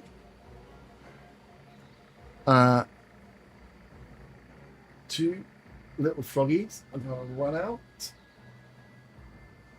and are going to take attacks on the cart. They come slinking out of the woods and take one attack each. Both. One's a nat 20, damn. And the other one's a 14. That's going to hit. Carts are very easy to hit. But they don't do a lot of damage, luckily. 6. So one of the carts takes 11 damage. These carts have 25 AC. 25 HP. No, sorry, 50 HP. Jesus, 25 HP. 1, 2, 3, 4, 5, 6. So cart 2 takes. Nice. So yeah, these two little frogs come crawling out with little daggers, little stabby devices, and just start chipping away at the wheels on those two sides. That is their go. Merrin, you finish investigating the puddle, stand up, turn around, fucking mayhem. What the hell's going on? Sort of thing. Yeah. And obviously keen to get right into the action. For my action, I'm going to cast Mage Armor. Yeah. And for my bonus action, I'm going to apply Blade Song. Anyway, that's my turn. Next. You stay where you are. You're a move. No. So I don't know about that one to my north, do I? Yes. Oh, I do know about that. Yeah, one. you know about the ones. You know about there's just one here that don't. So it's easier to know where most of them are. Yeah, you can see that one fire an arrow. It's just up in a tree next to you. 2 seconds. I need to set up my. Oh, he's up in a tree. Yeah. I don't have any range. You can try and knock them out of trees. But if you don't range, I'm not known for my strength. Why are you not updating properly?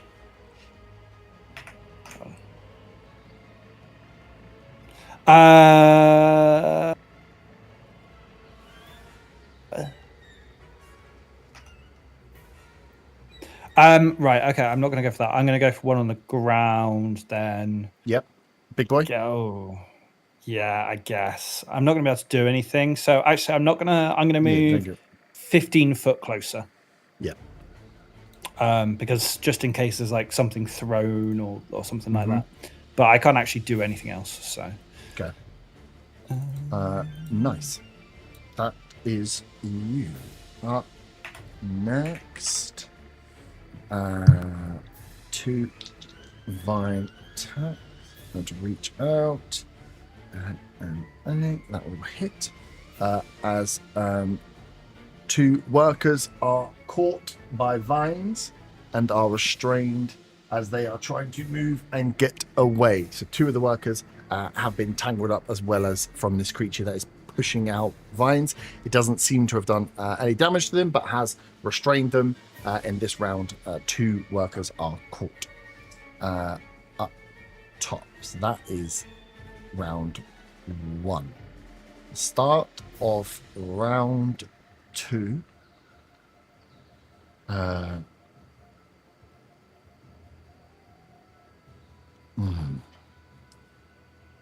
Can you? You're all close enough. Can you all give me perception checks, please? Sight. Sight. 15. 10. 19. Another 15. 12 or something. Oof. Okay. So 19. 14. Preacher. What was your one? Sorry. 14. 14 was worse. I thought it was better. You can hear rustling and moving in the trees. You know that there are these traps have been laid. That devices clearly are set up in there. That this creature's moving around.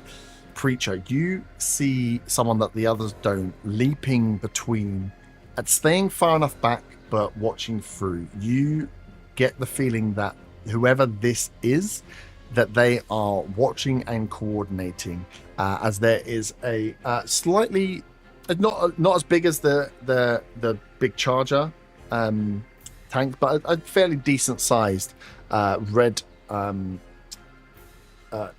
like humanoid frog creature is kind of leaping between and making moves, and you see them calling that. No one speaks Bullywug, I'm assuming. No. You see them communicating with the other creatures around. So only, again, Preacher, only you have seen these 2, but you can see this guy that seems to be in charge or seems to be leading things, staying further back, leaping between and giving out these little croaks and jumping back and giving out these little croaks as he seems to be passing out information to the group as they're moving around. That is the start of round 2. We'll take a quick pee break now so you guys can get set on where you are. But this is, as we enter round 2, this is what lays above you. You have 2 carts that are pinned down by a vine, which has also now caught 2 workers. I remind you that workers, you do not want to die because that's part of this success mission. You need to deliver workers. 2 of the horses are being led away by Yearloss and Hannah, but there are still 2 horses in play. One has already scarpered, so you're already 1 horse down. Again, if you lose horses, it's going to take you a lot longer to get there. It's going to be bad. And then you have 2 frogs that are attacking carts, 2 of the big sentinel ones that you've got fronted up, and you then have marksmen in the trees, some of which you've seen, some of which you have not, but they are all still within the trees. So you're going to need to find a way to get them out or shoot them down from within inside. So that be the lay of the land. I shall allow you to think. I will be coming back. It will be the 2 large sentinel frogs to go first, then Gimbar, then Koss. But we have to take a quick pee break now. And we'll come back. Because I need a wee.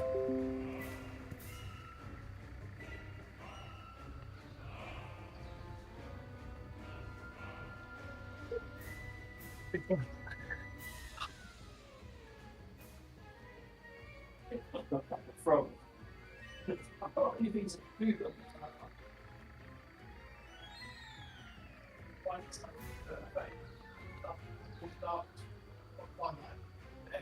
That's an ally gets every hit point. Everyone who's not an ally gets chopped off one. But it's one. Right. Certainly, no one can see it. It's like, no, it doesn't say that. That's what I should have done. Whatever it says, it's wording.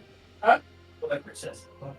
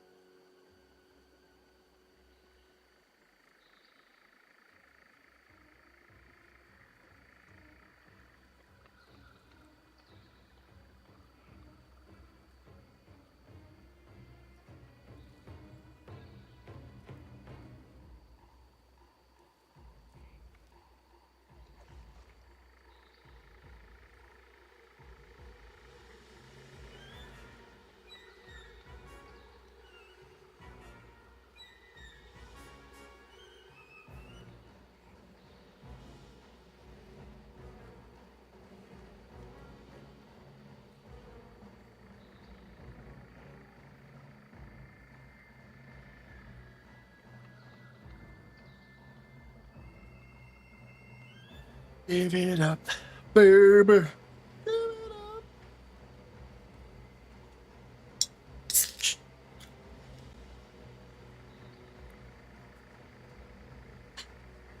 Oh.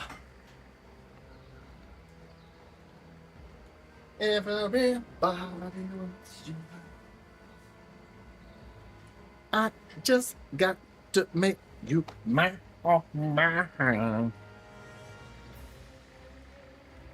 The second best song that's happened in this campaign so far. If Reese is here, he can redo the first best song. I don't believe it. I can, but I feel like that might be might get us in trouble. Dangerous to do in the middle of a fight? Yep. Yep. What? Fair. He's learning. Save my rendition. I'll save my rendition for the end. That's both about the song and what the song entails as well. Yeah. Clerics get fireball? No. No, they don't. Let me find some unwritten. Got loads of. There we go. A bunch of pitchfork motherfuckers. Bunch of pitchfork motherfuckers.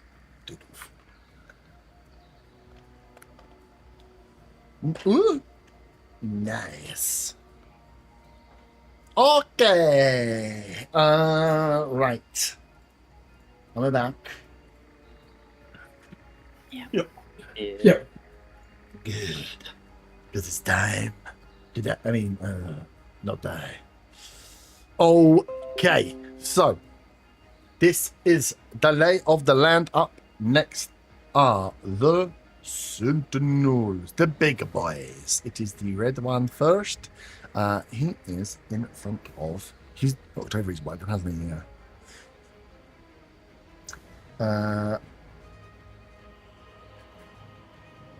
That's 24. He is going to shield bash. Pulls the shield up and tries to just shunt you over Gimbar. It's going to roll that attack. That is a 17. Hits. Yes. Can you roll a strength saving throw, please?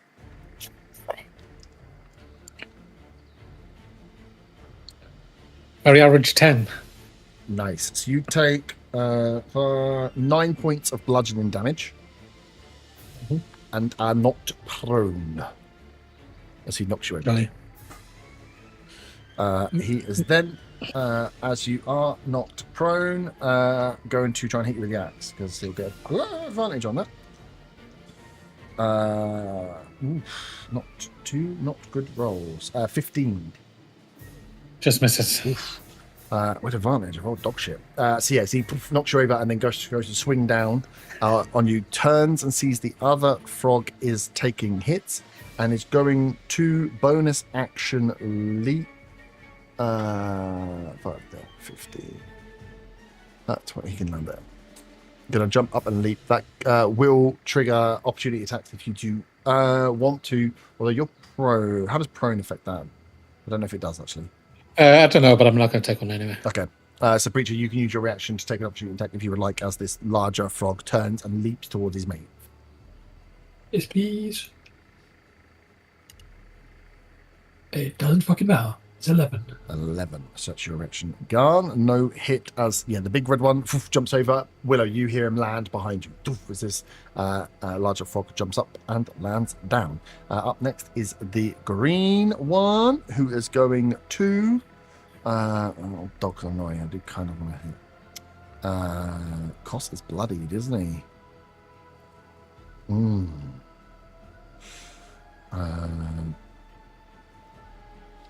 Let's get temporary hit points. Oh yeah, you did get temporary points. Including the temporary hit points, I'm not bloodied anymore. Okay. Well, I don't know. It would put my max up as well. Yeah. So I would still be would have been bloodied if the max goes up as well. I Yeah. think he's going to try and shield bash you anyway. So it brings your shield up. That's a nat 1. Shield bash is going to just clang off your armor. noting that misses, is going to swing his axe at you. Oh my god. I'll do the studied response on the axe. Nice. I rolled a 3 and that attack, so it's a 9. So yeah, he completely fumbles his both attacks. That is... Ooh, nat 20. Nice, that does hit. So D8 plus 8. It's just the dice that's doubled, isn't it? Yeah, just the dice. So that'll be 6 doubled is 12 plus 8, 20 points of rapier damage. 20 points. He is bloodied. Yes, yeah, he tries to hit you twice, misses. You cut back. Blood is spilt from the large green frog. As he misses his second attack, I think he is going to take the risk and leap back. 20, leap away. Willow, you have a chance at an opportunity attack as this frog tries to jump back and reposition itself. Plus, you've used your reaction, so you do it. Yeah. Dirty 20. That hits. Leave my 8. fruit alone. 8. Nice. Still bloodied. Does that mean he's sapped because I've hit him with my longsword? Yeah, he's got a disadvantage yes. on his next attack. Yes. Oh, he had disadvantage on his attacks against me, but it didn't matter. I had advantage against him and it didn't matter. So. Yes. Yeah, he missed both his attacks anyway. Cool. Disadvantage on your next attack. I'll mark that on his sheet. Nice. Gimbar, you are up. And then Kosh, you'll follow. You are prone. Yeah, because of my feature tipsy sway, it cost me 5 movement to get up off from prone. Nice. So that red one's just ahead of me now, isn't he? Yeah, he's run forward. Yeah. I'll move up to him and attack him again then, I guess. 50, 20, yep.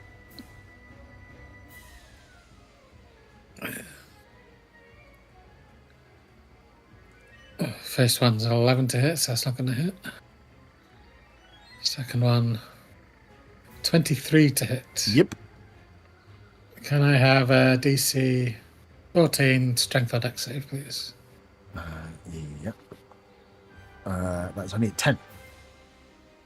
He no, is 12.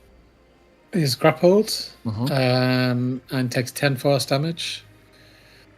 And I'll use a focus point to use flurry blows against him at advantage. So first one. Oh, brilliant. I rolled an 8 and 3, 14 to hit, so I'm guessing that's not going to hit. Misses? No. 16 to AC. Second one. Fucking hell, 6 and a 3, 12 to hit. No, both miss. With advantage, I missed 2 fucking attacks. Ay, that's a spicy meatball. Where is Willow? The other side of the river. Is she in melee with him? Yes. Okay, I won't drag him over then if she's already there. Yeah. That'll be me done. Nice. Koss, you are up. Choices. So yeah, green one has jumped away and is bloodied. The red one is fronted by a few people now. It's grappled by Gimba, and then you've got a few of them in the trees. I'm going to turn around, and that one in the tree closest to the front of the convoy, I'm going to firebolt him. Nice. Firebolt plus 6. Dirty 20. Dirty 20 hits. 2d10.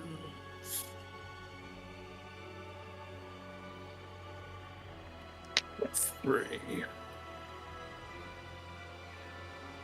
7, 6, 13, 16 points of fire damage. 16 points of fire damage. Yeah, that's a spicy meatball. Nice. Big hit. Yeah, as you fire up. He was covered in leaves as part of his camouflage as they engulfed around him. They were dried leaves, and yet he's stuck in that tree. And then I'm going to move. I'm going to move round to the backside of the cart that's behind me. 25 foot Because gets you these there. should get me cover against these sneaky archers. Yep. Nice. Are you going to take complete cover, therefore you can't be attacked, but therefore you can't see, or you're going to just take the 3/4 cover? I'll take the partial cover. Yep. Okay, cool. Nice. Because I can still study response with a crossbow. Indeed. As you get that back, that is you done. Up next are the marksmen.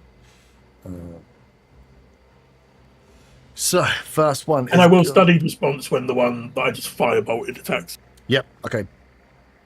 Yeah, he's a bit later down, so there's 2 to fire now. One of them is the one that only Preacher can see, and he's going to shoot at the Preacher. Although that's going to be a miss. A second, I've changed the bloody stat block. I think it's +6. It is. He is not hidden to you, so I just rolled both of his attacks. One was a 6 and one was a 7, +6 7. So highest is a 13 Preacher. I don't think that hits, right? Nope. Nope. As he fires twice, and then tries to hide, fails to hide again. With a 2, you all now can see this dude as well. So the only one hidden is the guy at the back, the commander style one, who only Preacher can see. Everybody else on the board is free for attack. He missed both his attacks. Next one is a guy attacking from hidden. Is going to. He's going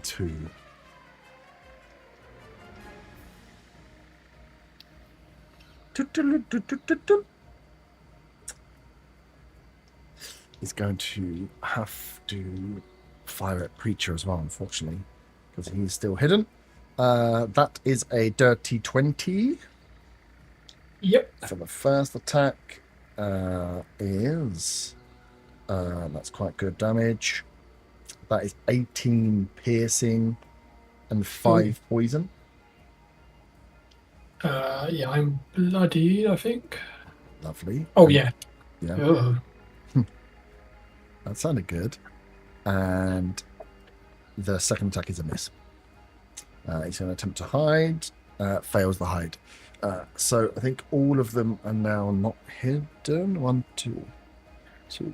Yeah, 4. So yeah, all of the hidden archers are now no longer hidden.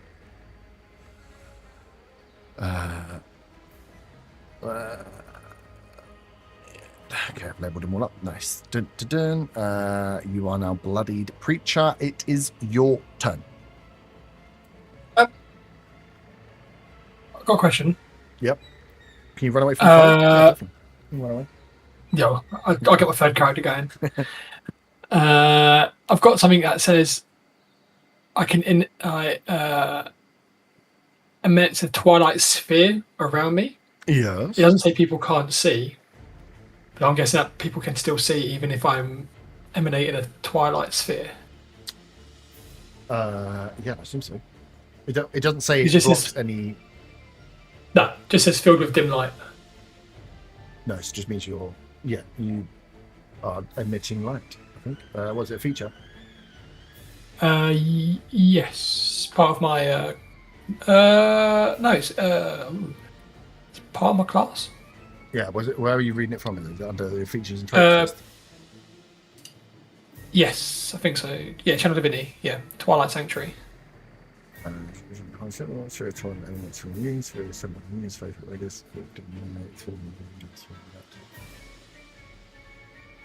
Yeah. So it's visible to others, but yeah, it doesn't block vision at all. So you will just there'll be a 30-foot sphere that just appears around of light. You are just like emanating this radiant light. Stick it on a tree. I'm also thinking it says that any creature or whenever a creature, including myself, ends in the sphere, they can either have one of the benefits. So I can assume anyone that ends their turn, doesn't matter how many people there are, it will affect everyone in that turn. Whenever a creature, including you, ends its turn in the sphere, you can grant vision. Yes. Whenever you... Yeah. Fuck. Have an action. Oh yeah, because you got to use your action to do it, right? Yes, it's an action to pull it out, and I'll have it for about a minute. Yeah, and then on everyone, when a creature, including you, ends its turn, it's filled with the grant creature with its benefits. It lasts for 1 minute or until you're incapacitated. Yeah, fucking hell. Yeah. So as soon as a creature, I mean, when it says whenever a creature and the creature, yeah, I mean, it only has good effect, so it's for allies. But yeah, within 30 foot, when someone finishes their creature, you can do one of those two things. Okay, so I'm going to do my action to do that. Yep. Which will be one of my channel divinities. Yep.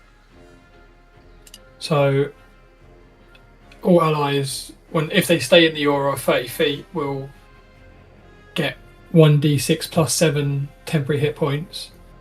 All the horses, if they end the turn in my thing, will be charmed, and all the enemies will be frightened. No, I think you can only end. I think you've got to read that. I don't think Oh yeah, you but give- when you they can end turn, end. when they end their turn. No, I don't think you can give. You can end one effect.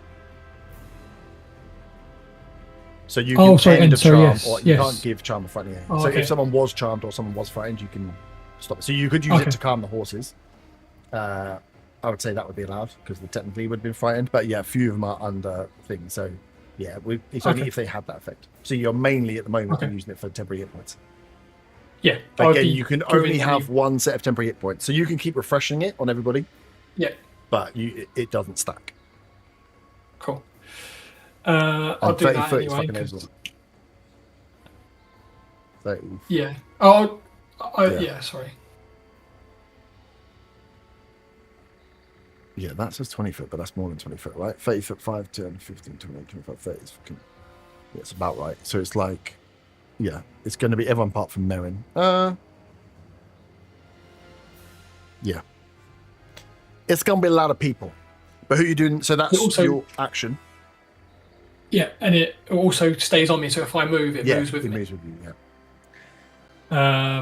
So I'm going to pump that, and then I'm going to, because I am very close to going down. Yep. I'm going to bonus action, if I can, healing word on myself. Yep. Yep, because Shadow isn't a spell slot, so yeah. If you have Cure Wounds, you get more points. Cure Wounds is an action, though. It's an action, yeah.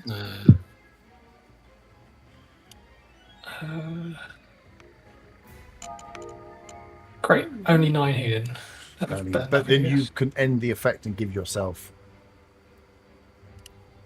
of your channel divinity. At the end of your go, you can give yourself your channel divinity thing as well. Yeah. Yeah. Yeah, I'm gonna. So it's back up to 13. I will relay everybody that. Should really do this in voice. Hey, hang on, did I just get healed? No. Not yet.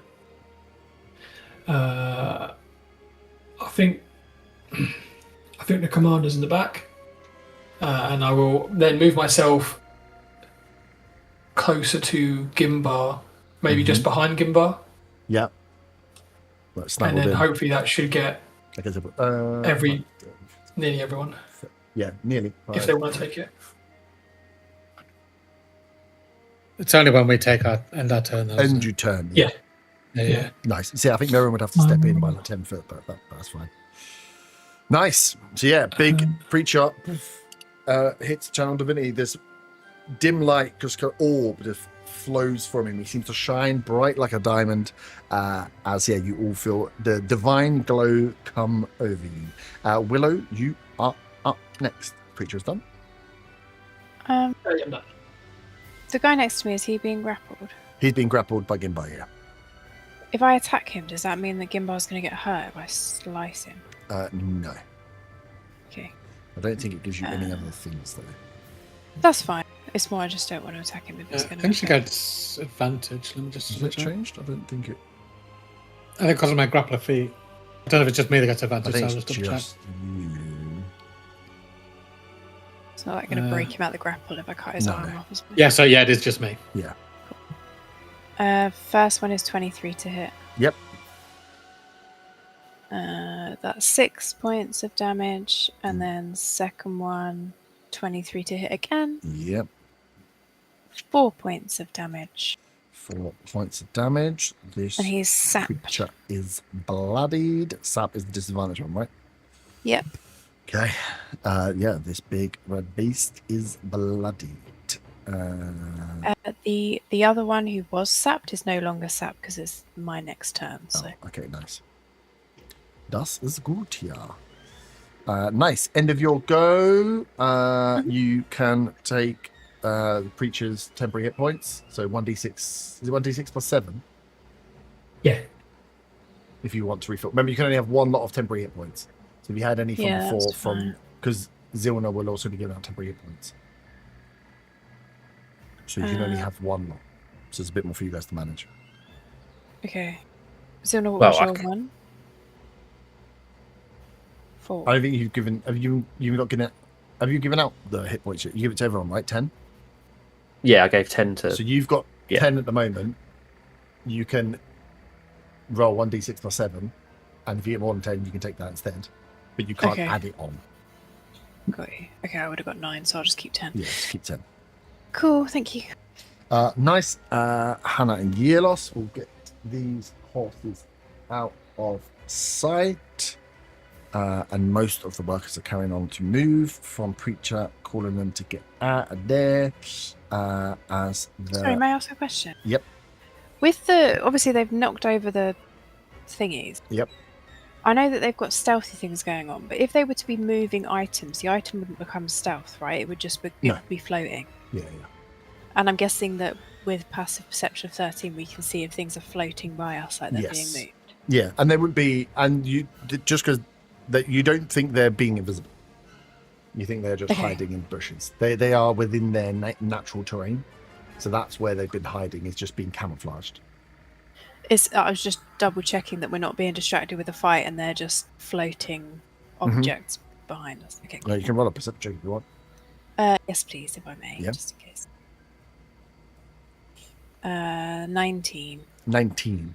You, as you are surveying what is going on here, you can't see any of them carrying stuff. What you can see is them attacking the wagons. It seems like wagons are trying to be destroyed rather than things stolen. Got ya. Cool. Yeah. Thank you.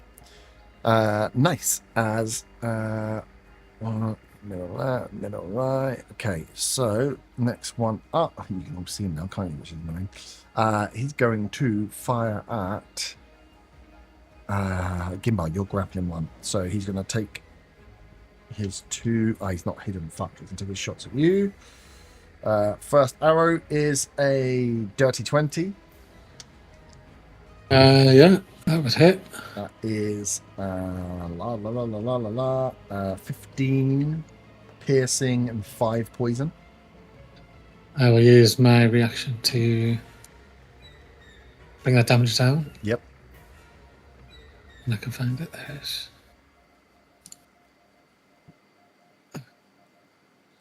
Brings it down by 12, so I'll be 3 and then 5 2 poison. because I'm half poisoned. Okay, cool. Because I've got resistance. Yep.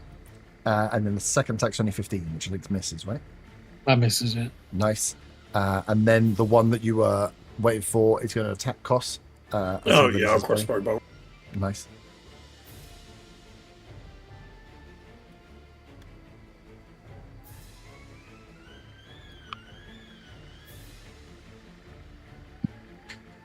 In fact, 28, because I did a +2 for the third response. 5 plus 8 is 13 points of crossbow damage. Nice. 13 points. This guy is bloodied.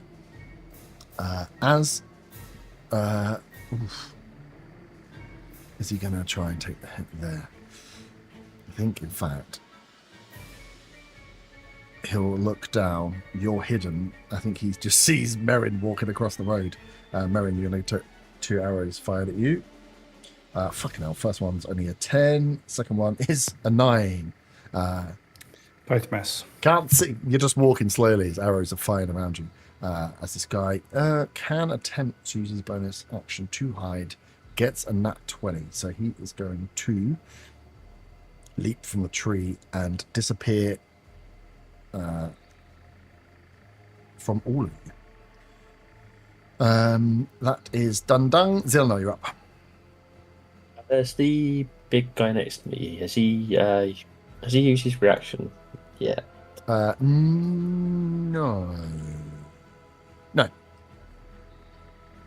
He's grappled. He's grappled though, which means attacks against anyone except Gimbar are at disadvantage. Okay. Sorry, I will do a shocking grasp. Well, actually, I'll switch up. I'm going to switch up Rufus to being the Force Ballista Yep. at the start of my turn. I'm going to do a shocking grasp on the big guy next to me. Okay. Is a 25 to hit. That's going to hit. So that is plus that extra D8. Oof, that's 17 lightning damage. Jesus. And then he can't have reactions. Okay. I will get Rufus to step away to the right hand side. Yep. I think, and so I can see past the other big one as well, towards the tree. And I want to do his force ballista attack on the one up in that tree. Yep. Okay. Yeah. So you have to move 2 over. Yeah. Yeah. So I think that is a +7 to hit, is it? Yes, +7. Oh, that's not a very good shot. That is a 13 to hit. 13 doesn't hit. This guy's got a little bit more AC than that. As the ballista fires into the trees, shakes them all. Yeah. Okay. I will also. I think I'll move myself behind the overturned cart. Yep. Oh shit. Yeah, you can kind of get him within the boxes that would have been in there. Yeah. Nice. Is that you? Yes. Cool. The two. Oh fuck. Fucking stupid. Go on. The 2 frogs that are towards the back are going to attack that cart again. I pre-rolled them. They have attacked it, and they. I can't remember what the damage is. 4, I think. Yeah.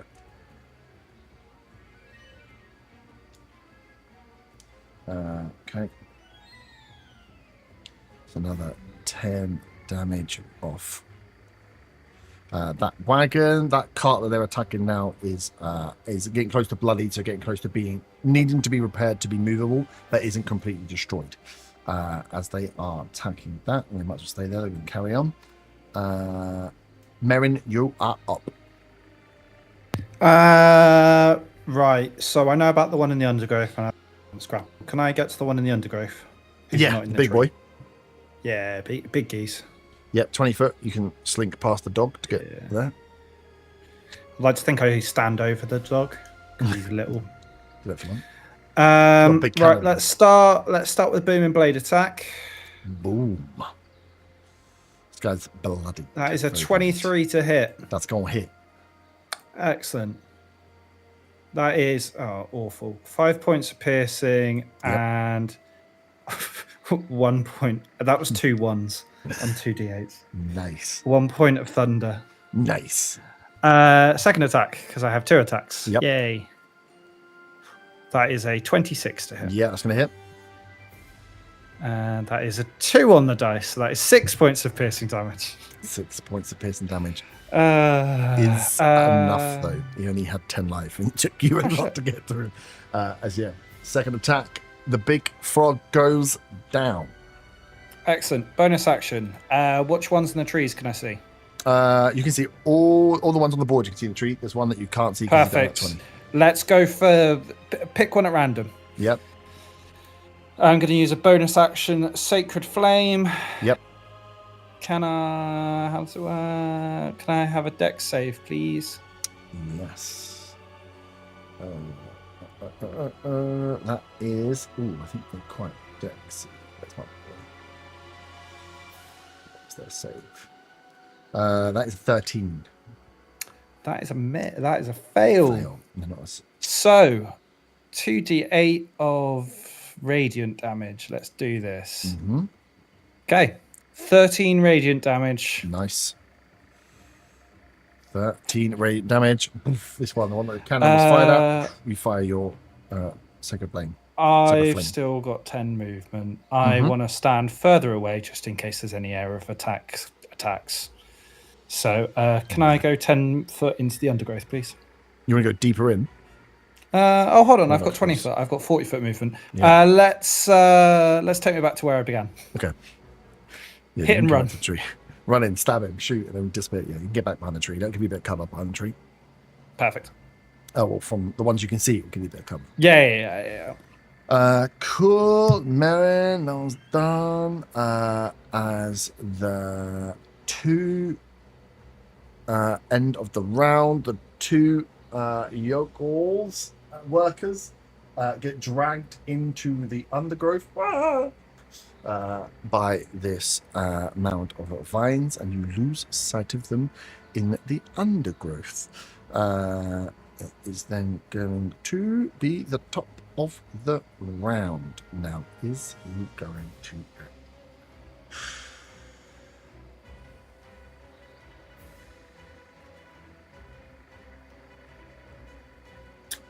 Does your... Let me just read a rule on grappled. And grappled.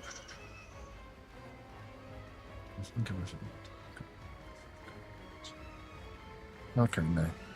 Okay, don't worry about that then.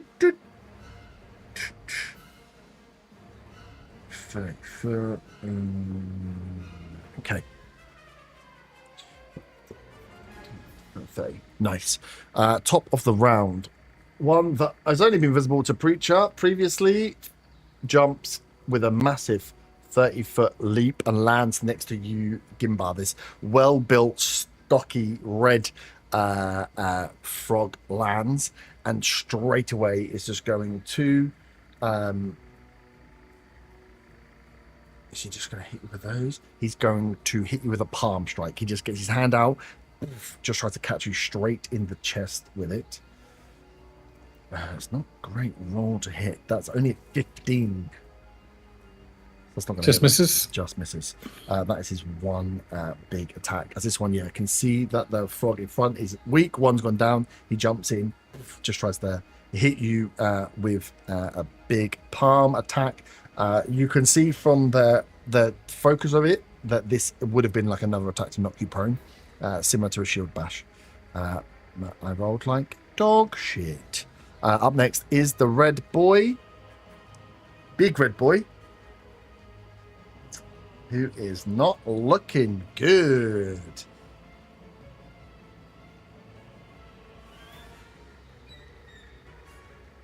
He is not going to be able to. He's got to go against you, Gimbar, because he's got disadvantage against everybody else. So he's going to try and get another shield bash attack on you to knock you prone. I was just checking, because even if you're not prone, it doesn't actually break the grapple. So only if you get physically moved away.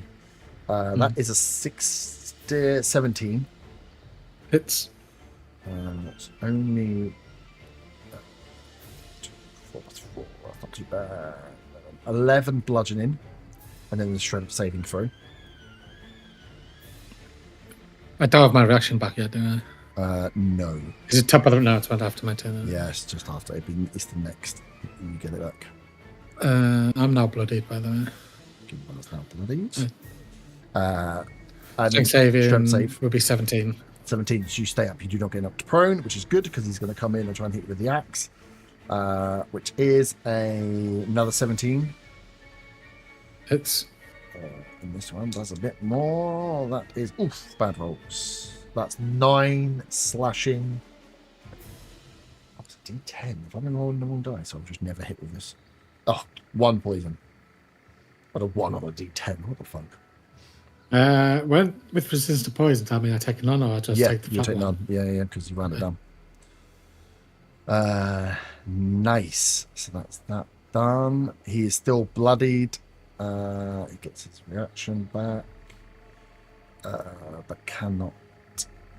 Did not knock you prone, did not knock you out. As it is your turn, Gimbar, you get your reaction back. The green big beast is dead. Okay, I'll take a hit at the one I've got grappled. Mm-hmm.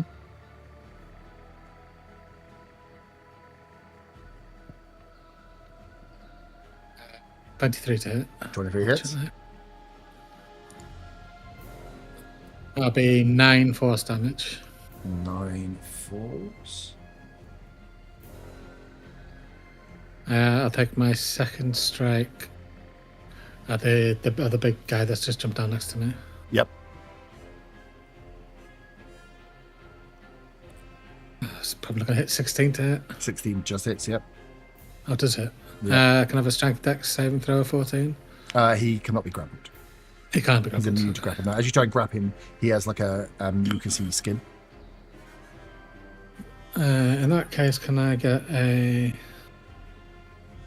I'll try a stunning strike. So that's a DC 14 con save on him.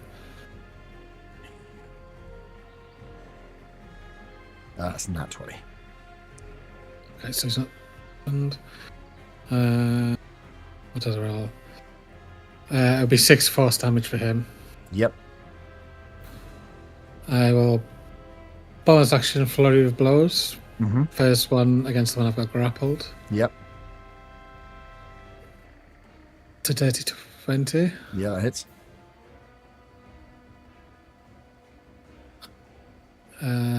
Be 11 force damage. 11 is enough. You kill this creature.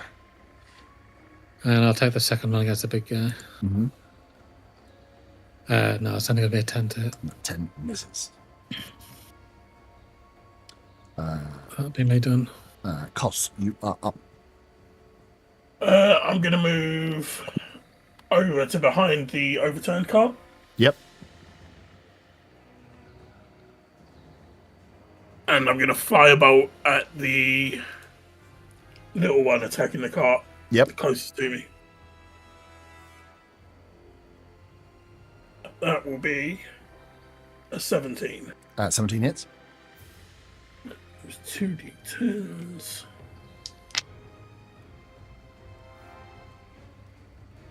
So that's 18 points of fire damage. 18 fire damage. Nice big hit. These ones look a little less sturdy. Not quite bloodied, but the big hit against them. And that will be my go. Nice. So, mid. We have a few of these to fight. 2 big boys down. That was done. That was done. Okay. Who are they going to fire at? Who are they going to fire at? I think you've just killed them, Gimbar. So 2 arrows are going to come your way from the one that's in the closest tree. First one's only in 9. Misses. Second one is also going to miss. I've got a 3 and then a 5 on the dice. Not good. I think it's like 11. 2 misses. The one on the far left is going to shoot a preacher because he's got better sight line at preacher. First one is a 14, which I think misses. Second one, however, is in that 20. So that will hit preacher. That is going to hopefully be not too bad. That is 22 piercing and 6 poison, preacher. What was that? I'm down. You down? I think so. Oh. 22. 20. 22 plus 6. 6 points. Okay, so 28 overall.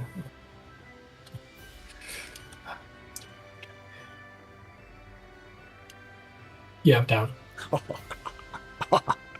He's doing it again. I thought you were a healer. I'm trying. That was good. That's the first nuts rolled. Nice. Preacher goes down. Aura is dropped. as that was the left one's 2 goes. Preacher, I need a death save. If you can send me that on Discord, please. And Willow, you are up.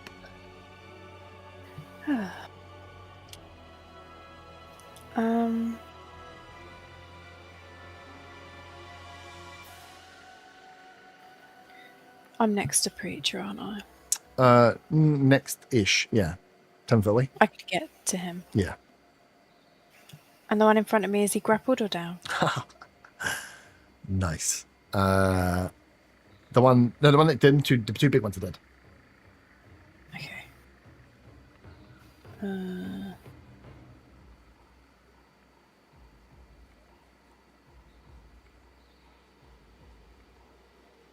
Hang on. Hold. Think about what you're doing.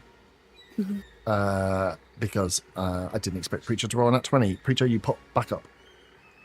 Yay! Death saves start at the beginning of your go. You're still prone, but you are alive. You come back to 1 HP. It's a miracle. It's a miracle. The gods are real. It's a nat 20 on a death save. Never have we seen one. Morgana's coming clutch again. It comes. Yeah, it stays at the beginning of your go. So yeah, you would get your full go. You're at 1 HP, but you're on the floor. Preacher, pray to Morgana. Is that his god? Praise for all the gods. Praise all gods. Willow just looked at him and thought, "You look familiar," and suddenly he popped back up. All over again. No. So, So do I get a go? Or You get a Preacher go gets his after, go but first? Okay, cool. it's Preachers go first because he rolled. Cool. I was not expecting him to get 20. So you are 1 HP laying down. Preacher half Yeah, movement to okay, get up. sorry. But yeah, so you get your full go, so you get your action, move, and reaction. So half movement to stand up. If you want to stand up, you can just crawl away. if you Yeah, I'll want. stand up. Okay. I will do a. Oh, actually, how does everyone look super bloodied? I should go. I think everybody's still bloodied, apart from Willow. Yeah, I'm And near Merrin. bloodied. Yeah, Yeah, I haven't been touched at all. Yeah, I'm invulnerable. the man hiding behind the thing. I haven't been touched at all. Ah. He says I'm hiding. going to behind the cast. Sorry. Cast Mass Healing Word. thing. Nice. That was god awful. Everyone gets 8 healing. 8 healing. Nice. Thank you. Give mine to the dog. Thank you. Oh, The only spell I can do.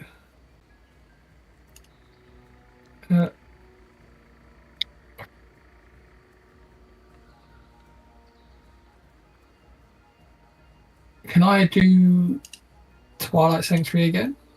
yeah, you have to use another channel. No, you just use.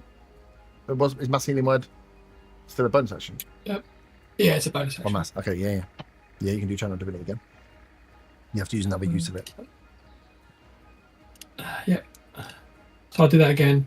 Mm-hmm. I'm going to give myself 1d7 plus 1d6 plus 7. Nice.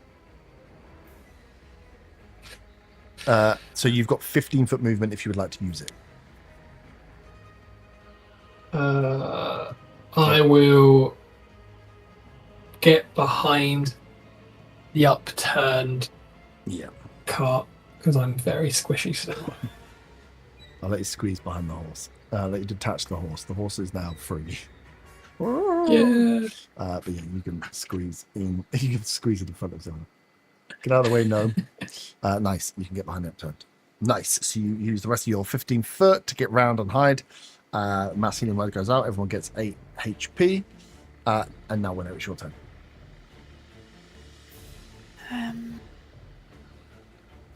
I will attack. Oh, are there any that aren't in the trees? I can get to maybe that one on the right, The one. past no. the dog. No, they're all. These are all the marksmen are still in the trees. The only one on the ground is this one. Is still in front of Gimba. These two Can I big get? boys Can are I dead. climb I'll over take the these little ones. body? Okay, Yeah, perfect. we'll just take Okay, them off. is he 10 foot away? 5. Yeah, he can be. Can Yeah. I get a charge attack on him? Yep. If you go diagonally. Oh, I need to go in a straight line. Yeah, straight line diagonally. Okay, fine. I'll charge him.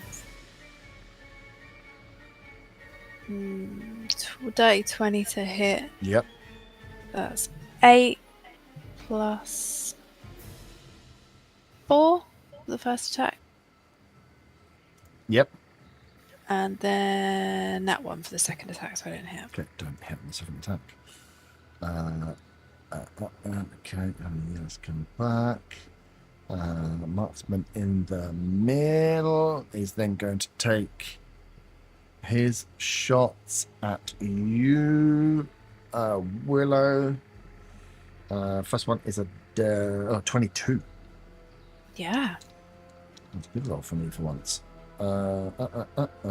That is 16 piercing and 2 poison. Yep.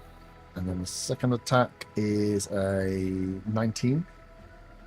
Yeah, hits. Nice. And that one is 13 piercing and 1 poison. Fantastic. I'm very bloodied. Very bloodied. This is good to see. The one on the right that rolled the nat 20 is going to take their first attack at the Sneaky Merring with advantage. That is a dirty 20. Miss. What? Because I activate my shield. Shit. Oh, you should. Yeah, I use my reaction. Yeah. Cool. Boom. So yeah, arrow comes in. Ping. You see him frog in a tree. Takes his second attack. That is a 21. Miss. Woof. Both attacks miss. And he's going to try and roll his stealth. Doesn't roll his stealth. You see he has moved to a tree further back, but had a line on you. That is Zilna. You Okay. are behind. Who looks the worst out of everyone? Who's the most bloodied? Well, I look a little bit like 15. On the Jira scale, I'm Jira at scale. 28 with 9 temporary. Preacher is Nine. probably most fucked. Yeah. Not as bad Okay. as You got what? I've got 19. That's Um, with 10 hit points. Willow, you can also roll the 1d6 plus 7 for the Channel Divinity from Preacher. Again, even though I did it already. Yeah. Well, I'm assuming you knocked those points off when you got attacked. Yeah. Yeah. All my So 10. Your 10 points hit back. points go first. Yeah, they've all gone. Yeah. And so I'm you still on can- 15 HP. Yes, you can roll the 1d6 plus 7 because he's put up his shield. Oh, It's he's every done it, round. Yeah. Okay. So that'll be a little bit more than 15. But Yeah, 13. Temp. cool. Sorry, Zena. You're up. I will do the cure wounds on Preacher. Yep. Oh, that's low rolls. That's only 8 healing. Yes. I will move. Where do I want to move? I'm going to move behind the other car because I think all three of us grouped together is probably not a good idea. This one. Yeah. Yeah. And also, I'll get Rufus to fire at one of the ones up in the tree again. Yep.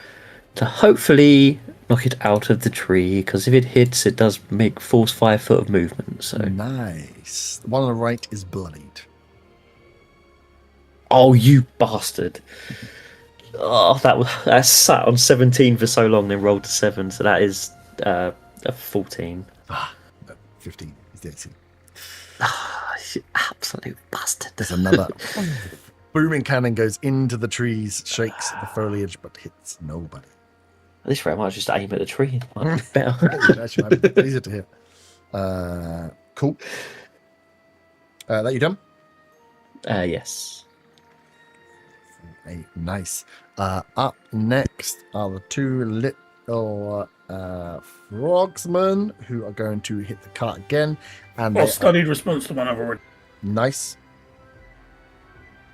They are going to push that cart into being bloody, which makes it broken. Mine is 24 to hit it. Yep, that's going to hit.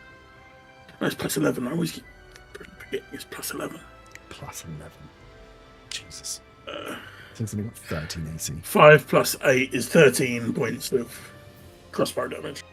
13 points. Nice. This thing is way bloodied.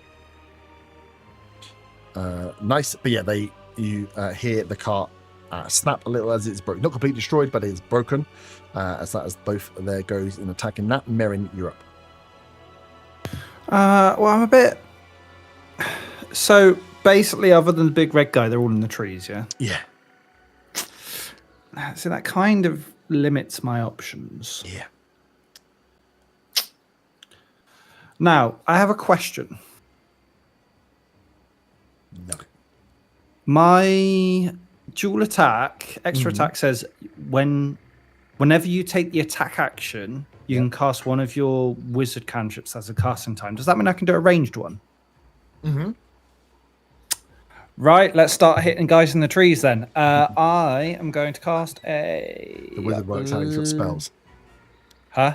Wizard works out he has spells. Well, no, not really. I'm going to cast a 3rd level spell, Shadow Blade, as a bonus action. Yep. I am concentrating. Nice. I'm going to shoot you. Okay, so the one who went for me, how far away is he? He up a tree? is 40 foot, 45 foot up the tree. And He's 40 foot up a tree. He's 40 foot away, including being up the tree. Okay, can I get... So I'm within 20 foot range of him. Oh, yeah. Ooh. I have 40 foot movement. Yeah. You're going to have to get... Like... Up. Yeah, that's fine. Okay. For my first attack, I will replace my attack with a cantrip, Sacred Flame. Can I get a dex save, please? Ooh. I'm dex save a bowman. Ooh. Yeah, no, it's That is a 15. Meets it, beats it. And secondly... Do you have potent cantrip? Or is that just... No. Oh, no. Okay. No. Just peril. Rest in peace. Right, let's throw the Shadow Blade. It's got 20 foot range. Let's throw... What's the attack roll for it? It doesn't Sure, there's no attack roll. anywhere. Yeah, I guess it is. Isn't throwing strength using strength? I can do it with Dex Ah, nice. because it's a light. Dagger It's from- finesse, Oh, yeah. finesse, light, and throwing properties. So I guess I just do what? D20 plus 6. That sounds about right. It'd be like your normal attack, I assume. Was it Shadow Blade? Shadow Blade, Yeah. it should say. Oh, hold on. Does... Oh, I can. Whenever you attack with a weapon that has for which you have proficiency, you can use your modifier. So yeah, it's just a standard roll. Cool. That's a 24 to hit. Dice. 24 hits. Perfect. That is 10 points of psychic damage. Nice. He's still bloodied. And But as I have focused. thrown the weapon, it dissipates at the end of my turn. Thereafter, whilst the spell persists, I can use my bonus action to cause the sword to reappear back in my hand. So I'm literally just going to be throwing it, waiting there, getting it, Please come back. and then recalling it back. Nice. End of the round. Another 2 workers who have failed to get away get captured. The other 2 have disappeared into the brush.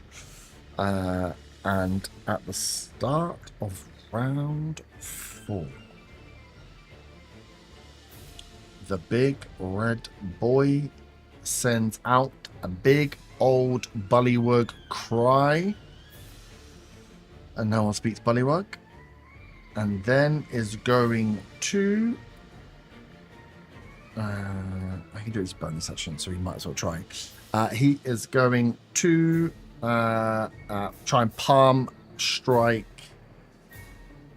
Who's he going to try and palm strike? Gimbar. That is it's only a 14.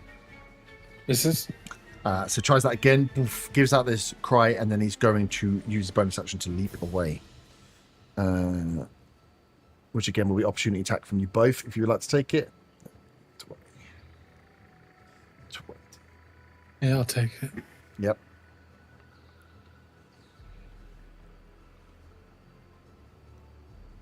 That's only 13. 13 misses. Willow?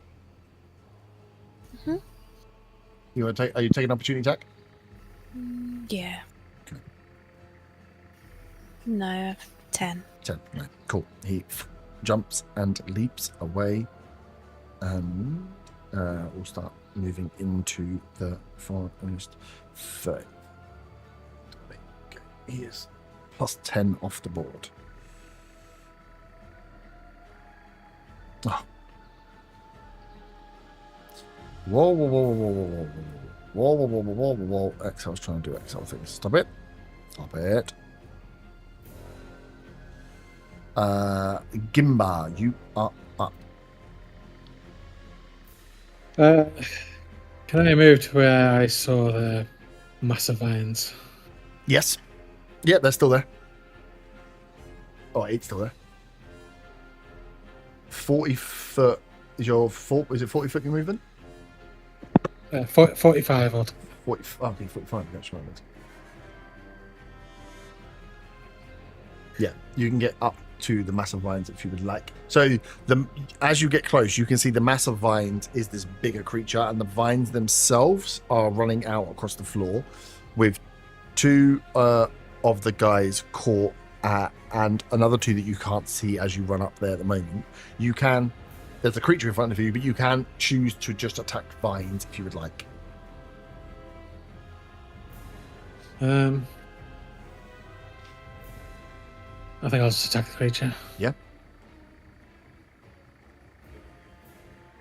Oh, that was on a 16 for ages. 9. 9 is not going to hit. A second attack. Fuck's sake, that's going to be 9 again.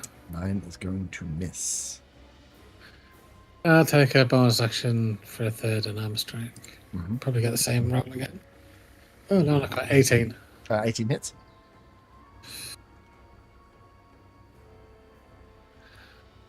For force damage, and can have a strength dex DC 14. Yes.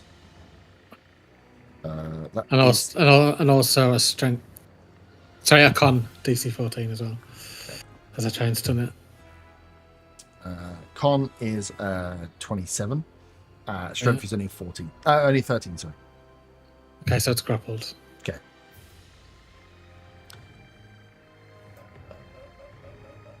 Nice. Cool. Anything else? No, that's everything. Full movement, bonus, and actions. Sweet. Koss, you're up. How weak does the little one that I've been attacking look? It's bloodied. It doesn't look like it necessarily wants to take any more damage. You can see it's stopped at the moment as that call has gone out, that it's paused to turn to look at the call. But yeah, it's very weak. How much distance would it be to run up behind the both of them? 5, 10, 15, 20, 25? Yeah, I'll do that. Sweet. You run up. Get behind both of them. I will green flame blade at the one I've been attacking already. So that is +9, dirty 20. Yeah.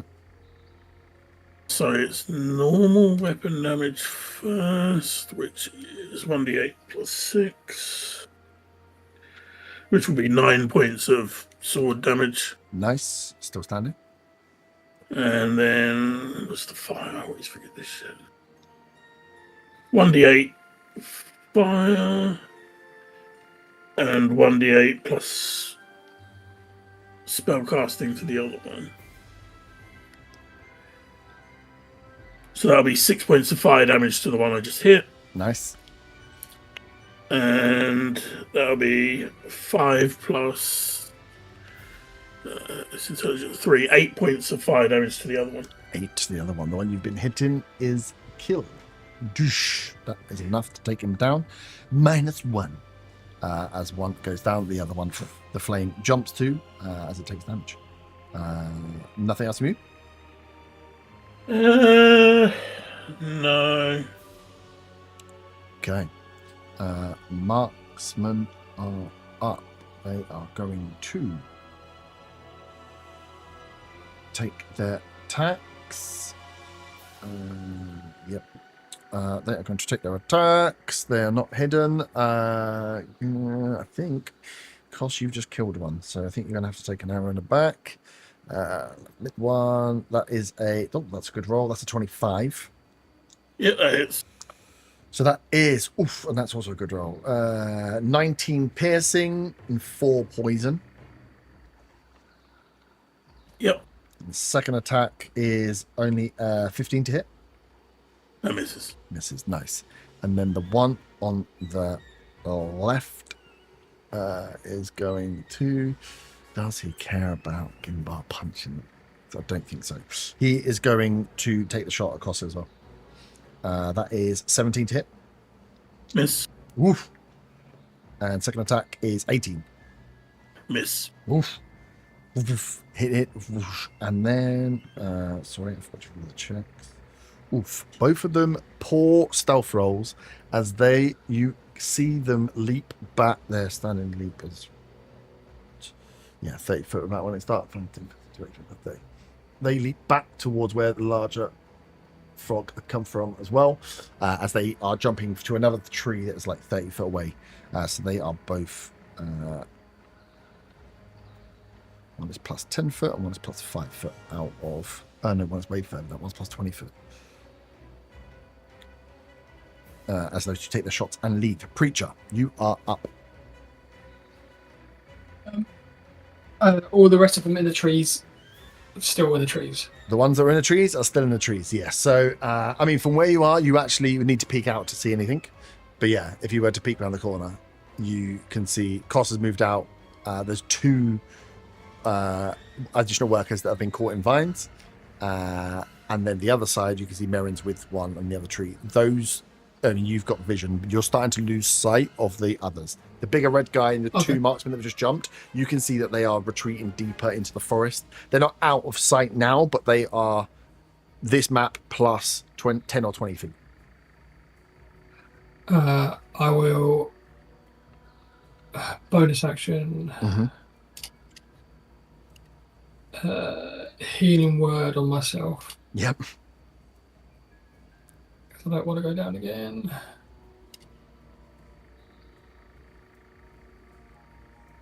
Is that it? Okay. 7 healing for me. And then can I run towards the people that need help with the vines? Yes, you can. 20, yeah, you can get between them both. They are... You can see vines have wrapped round and are holding their ankles and are getting ready to, like, they're trying to pull away from them. They don't have the strength. So you can attack the vine. Well, I think you just... Do you use your action or use your bonus action? Bonus action. Okay, cool. So with your action, you can try and free them by attacking the vines or by assisting them with their escape check. So you can roll their strength check for them. Yeah, I will check help or an them attack? escape. Yeah. Sweet. You're going to do 1. So if you're assisting, if you're going to roll their strength check for them, you can do 1. If you're going to attack the vines, if you've got an area effect, you can attack both the vines, but only if you've got an area effect, or you just attack one of them. So your choice: attack the vine or try and pull them out.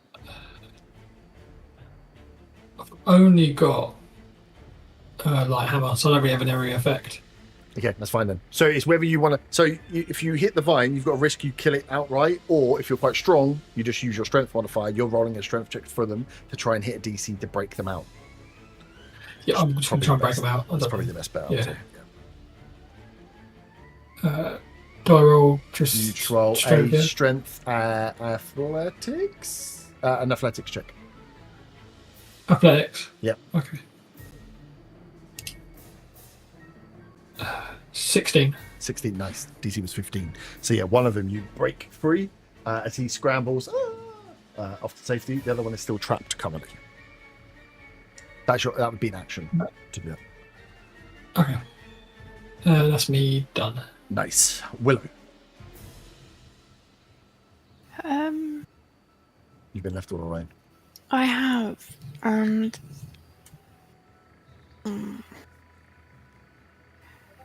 if I go, can I get through the brush, or is it half movement that it's going to take? This bit, this close bit, doesn't look like it's difficult terrain. Further in will be. Because I can't get to it. They're all in there, aren't they? So you've got 2 in the trees still. These 3 are this distance plus 10 or 20 foot, so they're moving further back. They would be getting to different terrain, or you've got where Gimbar's run. Gimbar is holding a big pile of vines at the moment in his hands. Yeah. Although it's much bigger than he is. I'll go. Can I get to Gimbar? I've got 30 foot. Not quite. Right. You can get close to him, but not quite to him. Not enough to be able to hit the vines. No.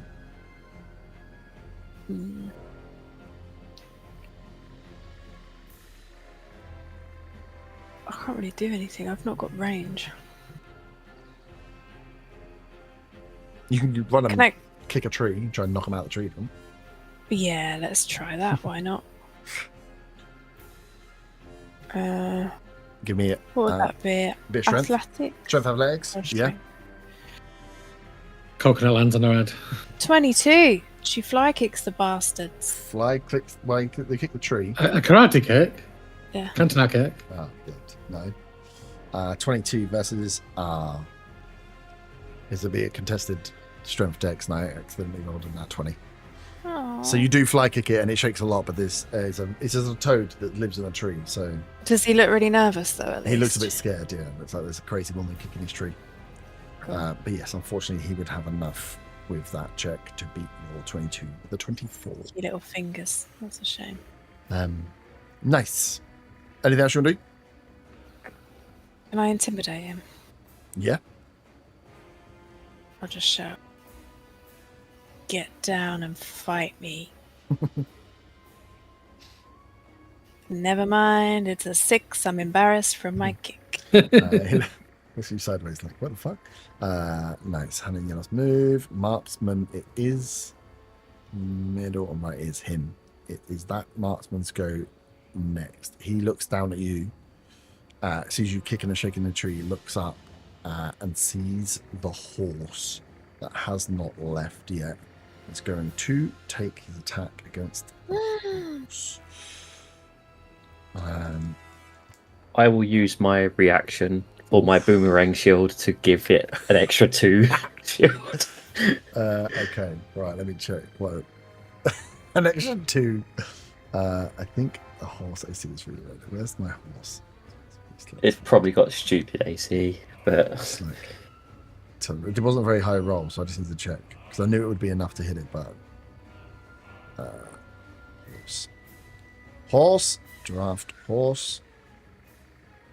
Yeah, it's an AC of 10, so AC of 12. That would give it.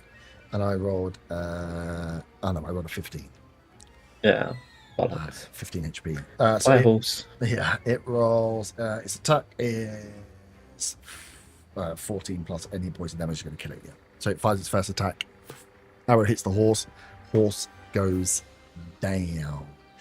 It's then going to look down at you, Willow, and take its second attack at you. That is a miss. You're too close. And then is going to use his leap to leap again. 5, 10, 15, 20, 30 foot to another tree. So it goes plus 10 foot out of off the map. The one on the right is the last one. He's bloodied and not looking good. Merrin is in front of him, has just thrown a dagger at him. Horse is dead. Horse is away. Horse is dead. Wagons are looking okay. I think he's just going to double get out of there. 5, 10, 15, 20. So he's going to be plus 40 foot away.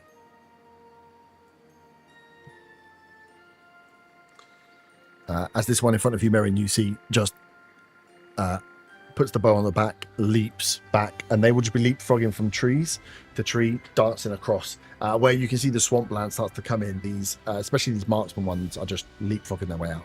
That one decides to use his action to dash to get extra far away. As Zilnut, you're up next.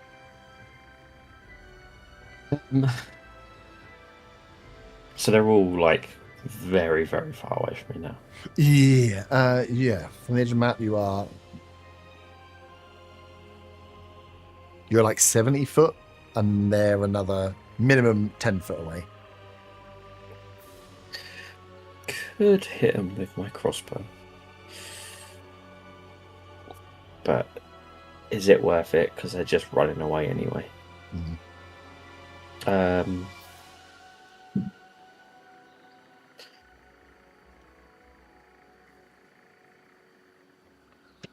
I think I'm going to. I'm going to go over to the overturned cart. Yep. And I am going to use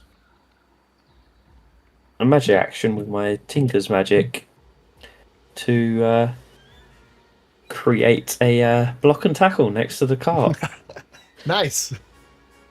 Like, I can fix this. Nice.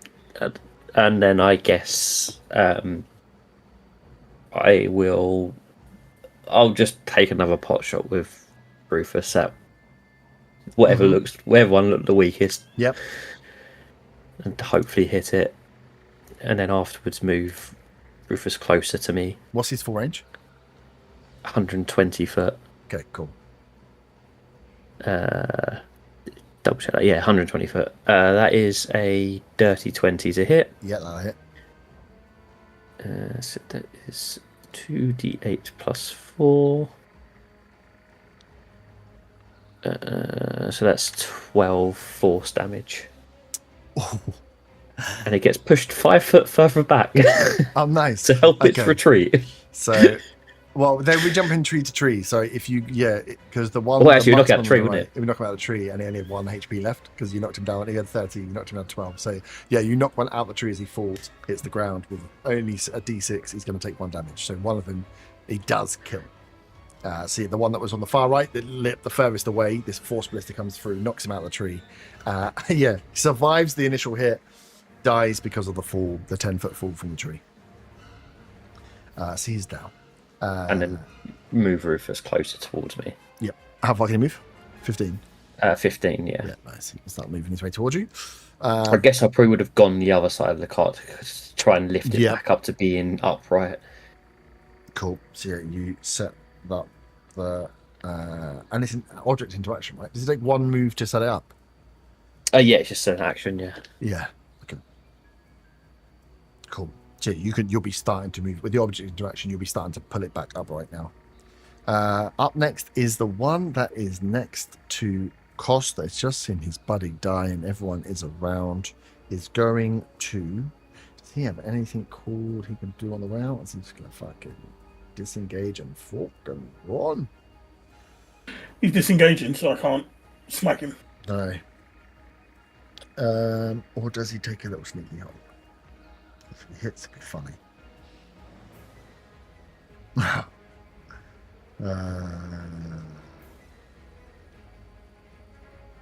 Main creature.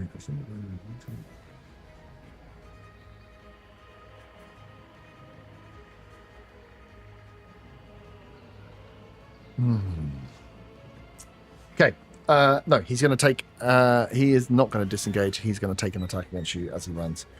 Because he has a. Well, studied responsibly. Nice. With my sword, that will be a 30 to hit. 30 hits. Fucking 19 on the dice. I wanted to nat 20 again. 14 points of sword damage. 14 points of damage. He's not quite bloodied. He But rolls. now he's going to stab me, is he? Yeah, he rolls a dirty 20 against you. Hits. Is only 6 points of piercing, but it's 3d6 of poison. And what's annoying is it takes away your reactions, but you've already used it. So that 3d6 of poisons. 3d6 of poison. Yeah, you're lucky they were attacking carts and not killing you all. 13 points of poison. I'm down, the little fucker. Oh, he's got renewed energy. Cost goes down, the poison. I thought running away is funny. Now he's going to run away. 3d6s? Why was he attacking a cart? Because they had the job to do. And you all lost all of your life ever so quickly. These are little hit and run boys. Hop and hide. Walking speed, don't take hide. Don't need hide. Do I need hide? Maybe. Okay, it's going to jump. No, he's not. He's going to just jump. Take the long jump. 50, 20, and then he's scarpering. Merrin, you're up. You've seen them all run away. The last you've just heard is Cos as he goes down. I'm not chasing after them. They're all basically going on there. They go. Yeah, you can see that they seem to be. The call went out, and they seem to be turning and running. Like behind you, there is a scene of destruction. Carts have been knocked over. Yeah, I want to get back to the convoy and see what the damage is. Yep. Yeah. Absolutely. No, I'm not going to make it to cost. So let's just hope he doesn't die out. That'd be very sad. Stabbed in the ankle. Stung by a bee. But you can make it back close to see what's going on. Yeah, and as you get close, as you look around, you see two of the horses have been successfully taken away, and a lot of the work, obviously, the vast majority of the workers have made it back. But to the like north, where Gimbar is holding a bag of vines. There are preachers helping one of the guys, and you're just seeing the outburst of one of them that's been freed, scrambling away. Zilna's trying to upright one of the carts. One of the horses is dead. One of the carts is broken. The other cart is smashed up a bit. Like, this whole scene is a bit. Everything is kind of fucked up.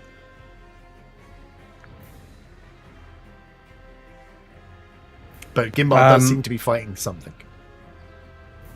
Gimbar does. Yeah. I can't. Can I see what he's fighting? You can see. Give me a perception check. Or give me a nature, or a nature or survival. It's not 20 regardless. We'll say nature, so that's a 30. Perfect. 3-0. Perfect. You can see that Gimbar is fighting a big ball of vines. Some kind of, like, the vines you could see that have attacked the that are attached to the trailers, the wagons. He has got hold of part of this big ball of vines, and it seems to be moving in some ways. It's a large creature, at least. Can I fire a sacred flame at it? Can it make a dex save for me? You can hold 1 second. About 20, 25 foot back into the ridgeline, just on the edge of the map, you see what looks like a little crocodile head, but with a 30, you can make out that there is a well-hidden, smaller toad creature wearing like a lizard or a crocodile skin, who has something out and is kind of holding their hands out towards this ball of vines in some kind of magical way. They are like here.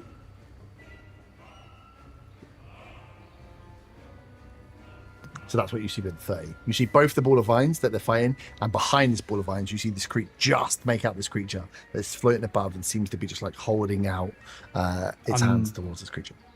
Okay, I'm not going to be in range of the... how much movement did I use, roughly?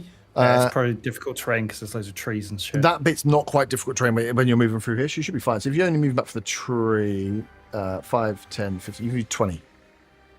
I've used 20. Okay, Can I go 20 foot closer and try and get close to the creature in the back?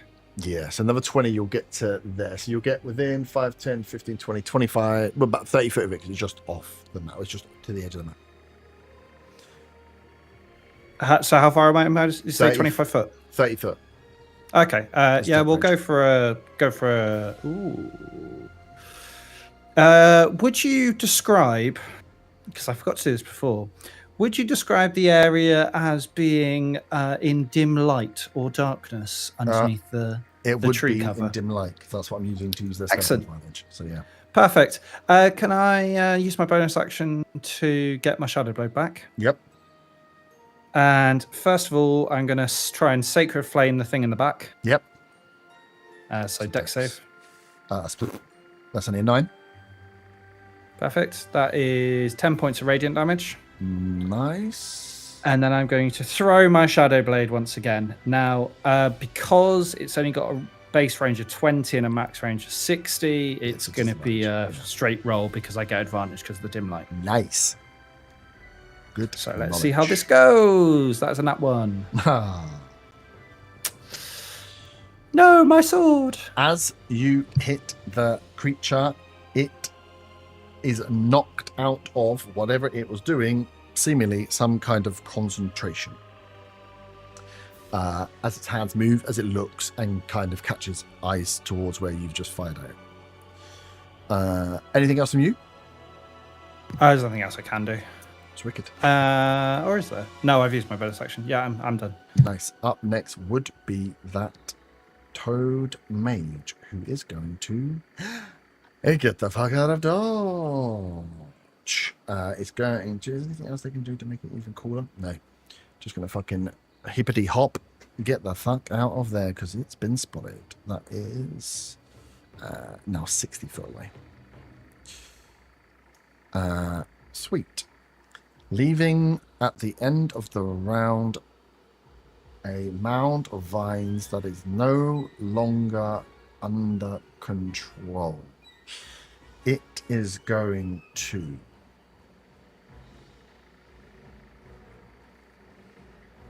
it's already got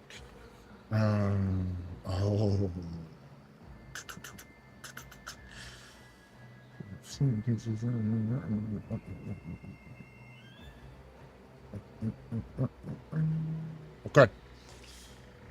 It is going to make its Vine Lash attacks. It's got 1 down, so Gimba, 1 is coming for you. Oh, that was such a shit roll. That is a 13. Doesn't it? Okay. And then the second one is going to go for you, Preacher, as you were trying to free the other guy. That is much better roll. That's a 27. Yeah, it is.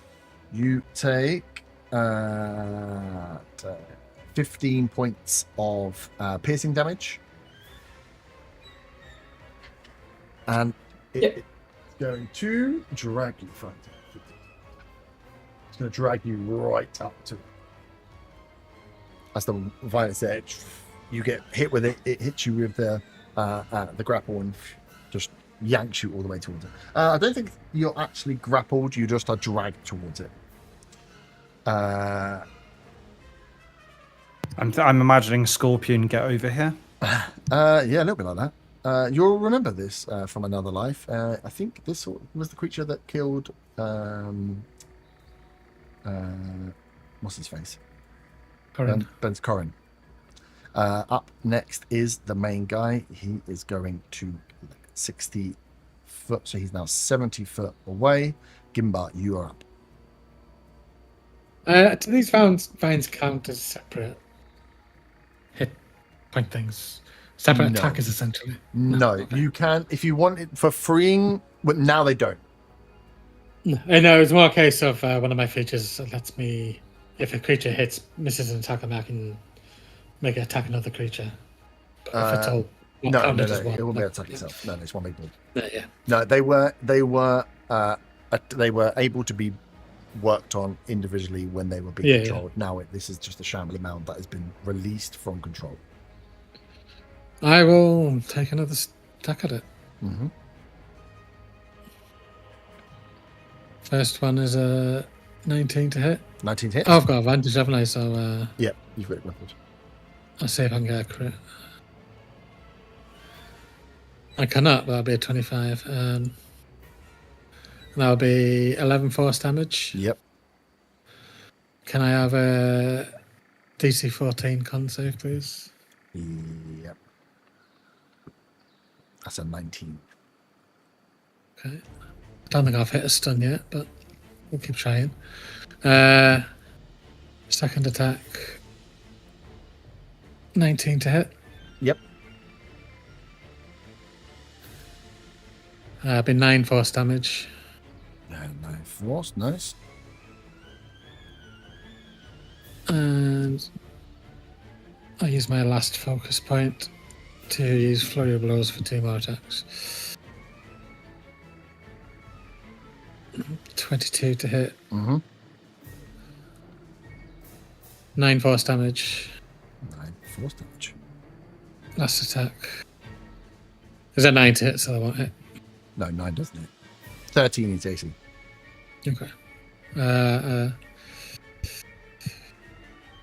Am I able, because I've got it grappled, is it a movable object, essentially? Can I drag it?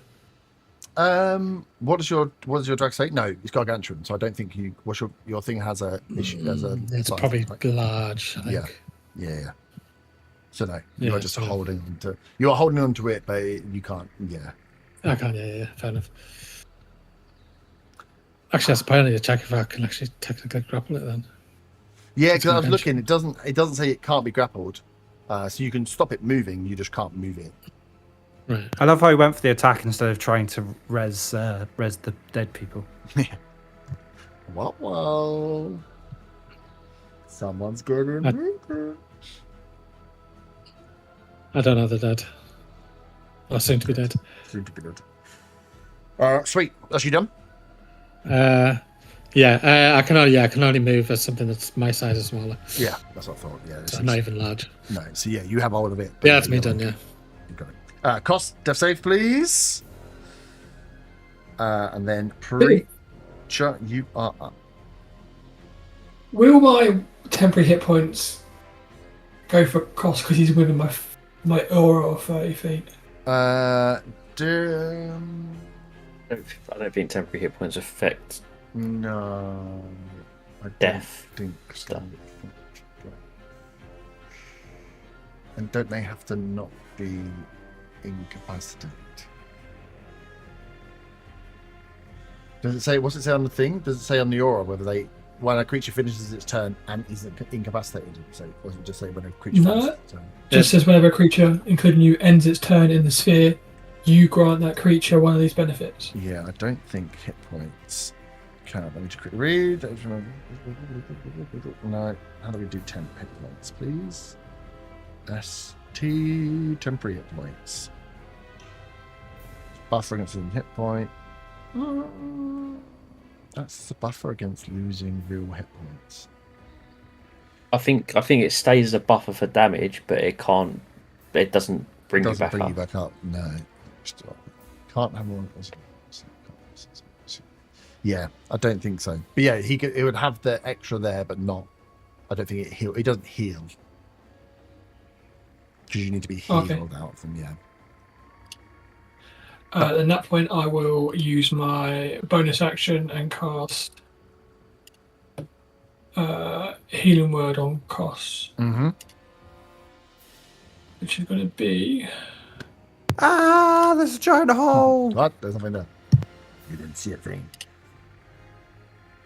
9 points of healing. 9 points of healing. Toss. You are back up with 9, and you can roll the 1d6 plus 7 to get temporary hit points.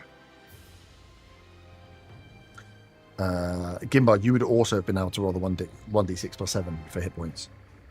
For temporary, if you need them. I'll see if it's better than the ones I got before. Sweet. So, Preacher, that was your... whatever that was. But was it healing word you used? I've got my action. Can I hit Yep. the vines? Yeah, well, now, as this creature is now... It's just attacking you. Yeah, you just hit the creature. The hit in the vines is hitting the creature now. Now it's been released. 23 to hit. Yeah, that'll hit. And then That's 6 bludgeoning damage. Yep. Yeah. Divine Strike. Can I do that? Or do I want to save it? Save that last thing.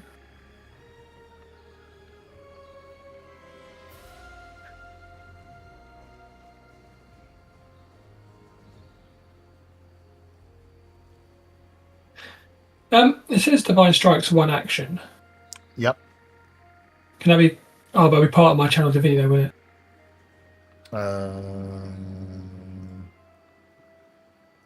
it? I don't know. Is it one of your?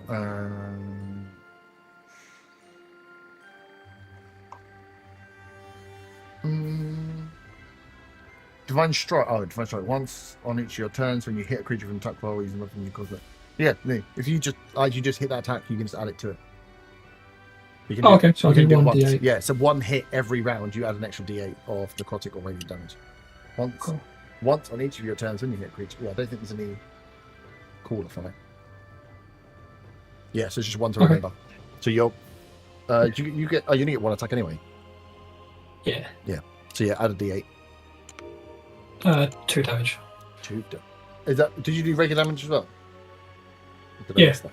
I did. Oh crap! I pressed the wrong Was button. it 6? I think so. I wrote down 6. Yeah, we're 6. Yeah. 8 overall. Cool. 8 overall. Nice. So yeah, you swing, poof, hit the thing, and then whoosh, pass off the radiant damage. Nice. That is cost by gut. Breach it done. Willow, Oh. you're up. Myself temporary hit. You still have movement if you want to use movement. You're not grappled. But he's got attack of opportunity, right? He. Oh, interesting. Would have attack of opportunity. Yeah. Yeah, I'll stay where I am. Okay.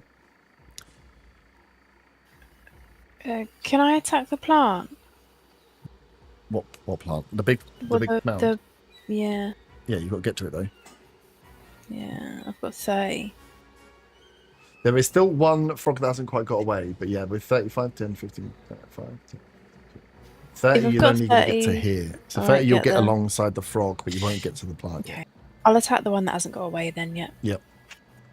I'll move you the full 30, so you can turn back and hit him as you're running. Nice, thank you. Oh, thank goodness. 25. Yep, hits. 6 damage. 6 damage, nice. He is bloodied. 17. Yep, hits. 11. Nice. Still standing, but very, very, very weak. Okie doke. And you've used all your full move. So I moved you the full 30 foot, so you're still close to that creature. Great, thank you. Willow, the others are all running. I'm not going to add the numbers to them, but they are gone. One's dead. Zilna, you're up.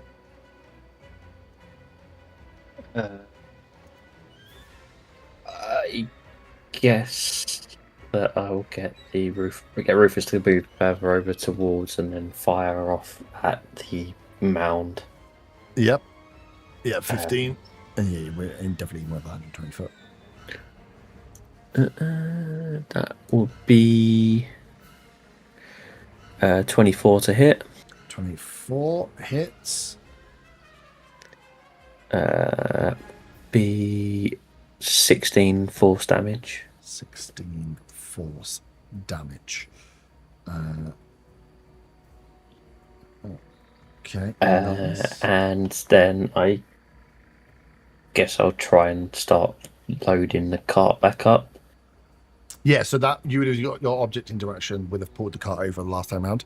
Yeah, you can move around and start loading up. Get it start going. Preacher and Gimbar, can you give me perception listening checks, please?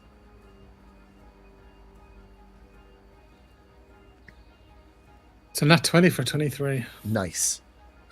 19.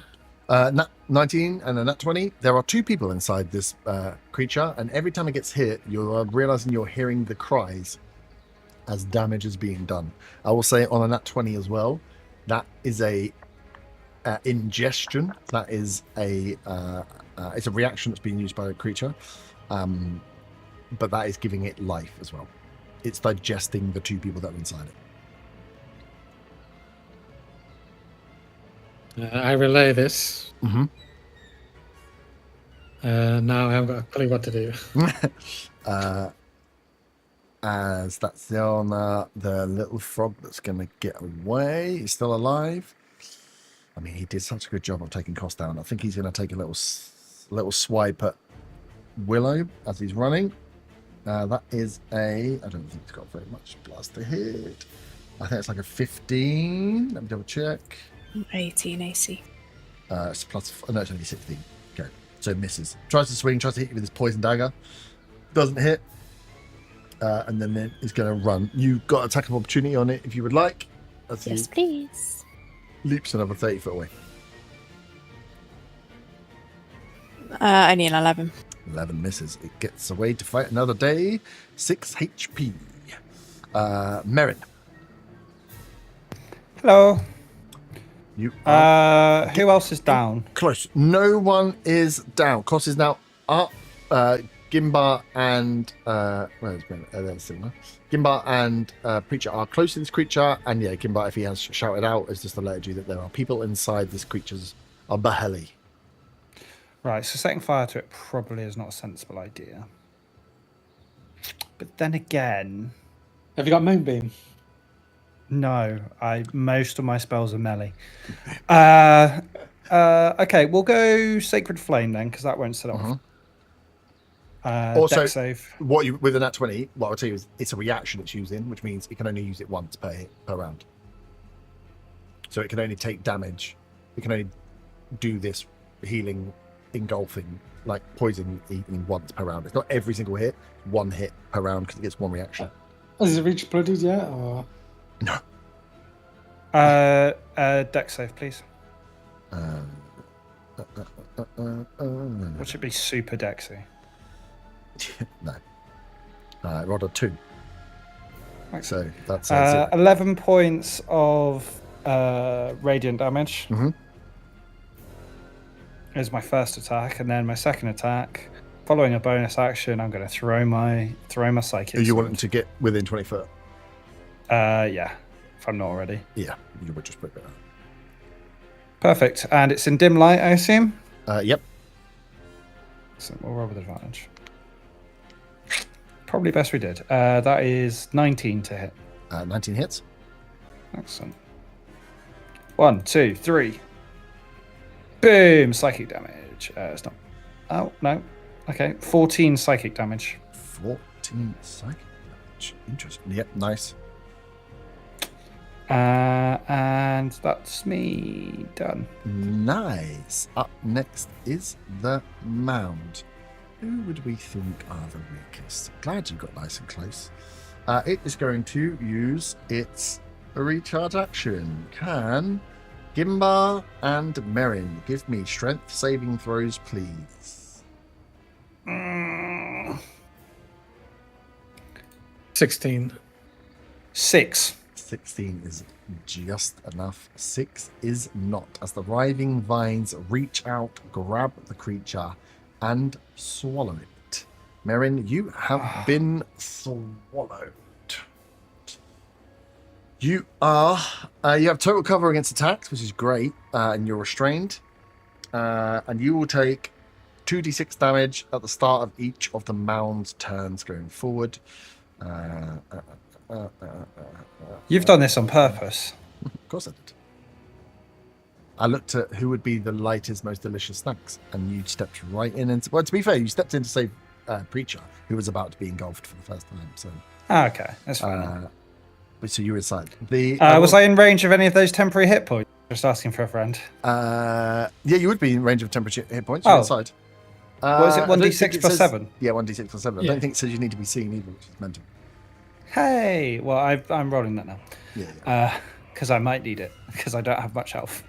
And you're also always in dim light when you're inside the aura. Oh, good. I think he's in very dim light if he's inside the mound.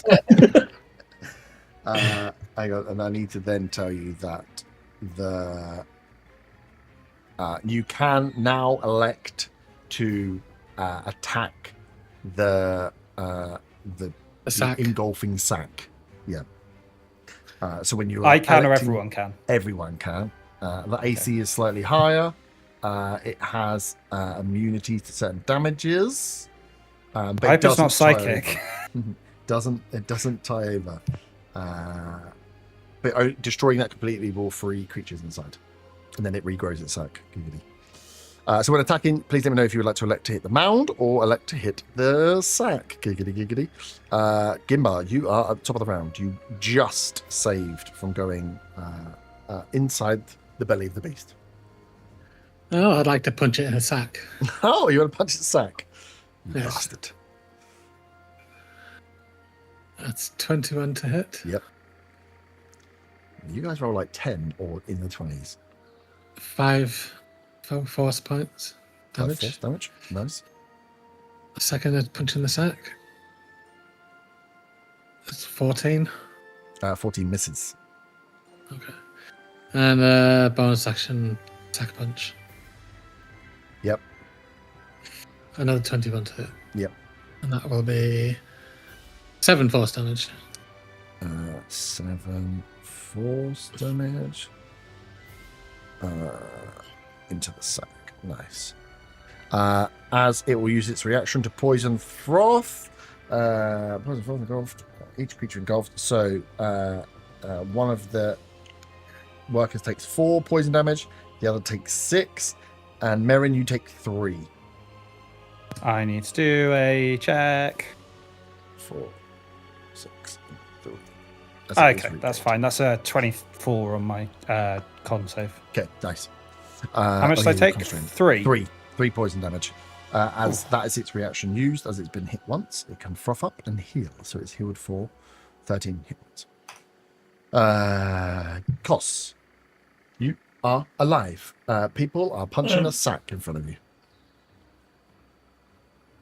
Well, I guess I'll stand up. Yep.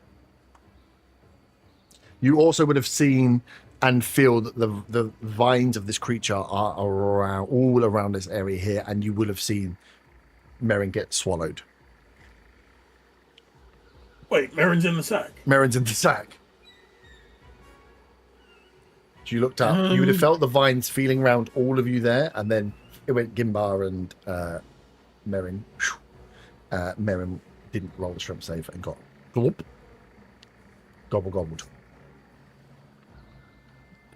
Does Wait. temporary points go towards the bloodied status or not? Yeah, that tip you back up. Okay. Yeah. I'm no longer bloodied then. Okay. But they would raise your max, wouldn't they? By the same amount. No, it doesn't raise your max now. Yeah, temp save. Temporary just gives you temporary. Yeah, this is a bound that goes on top and then comes down, and you can read. It's essentially like a shield. Yeah. Anyway, what the fuck am I doing?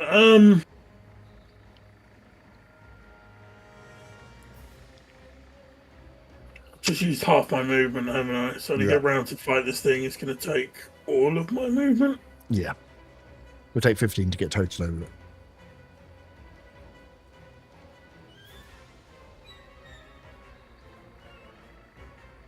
And then you can either hit it or hit it in the sack.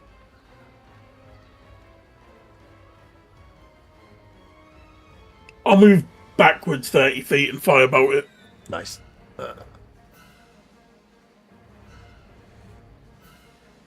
Good lined up. Firebolt in the creature or the sack. It's like a slightly higher AC. I don't know. The sack, sure.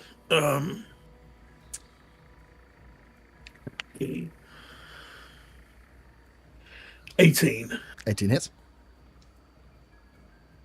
2d10 plus 3.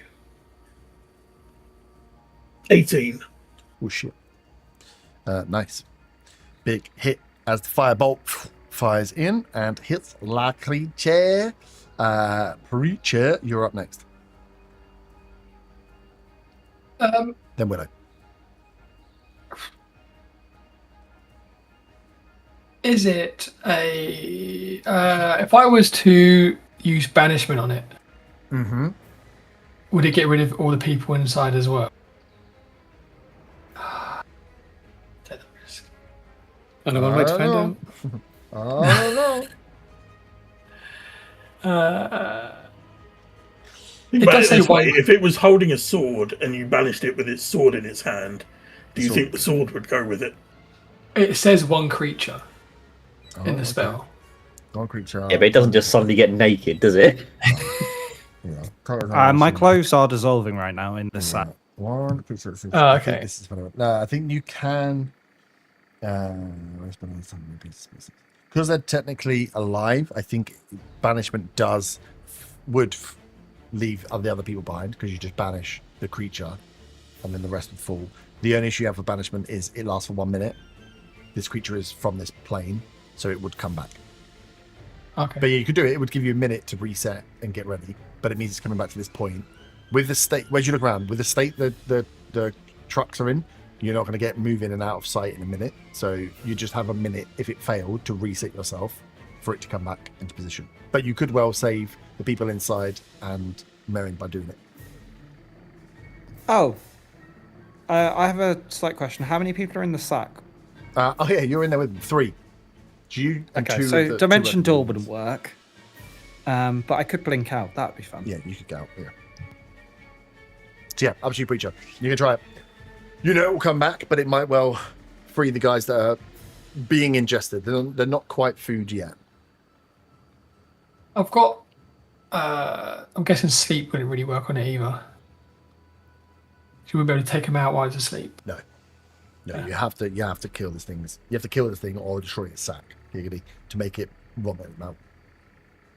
If I was to use Moonbeam, Moonbeam would hit.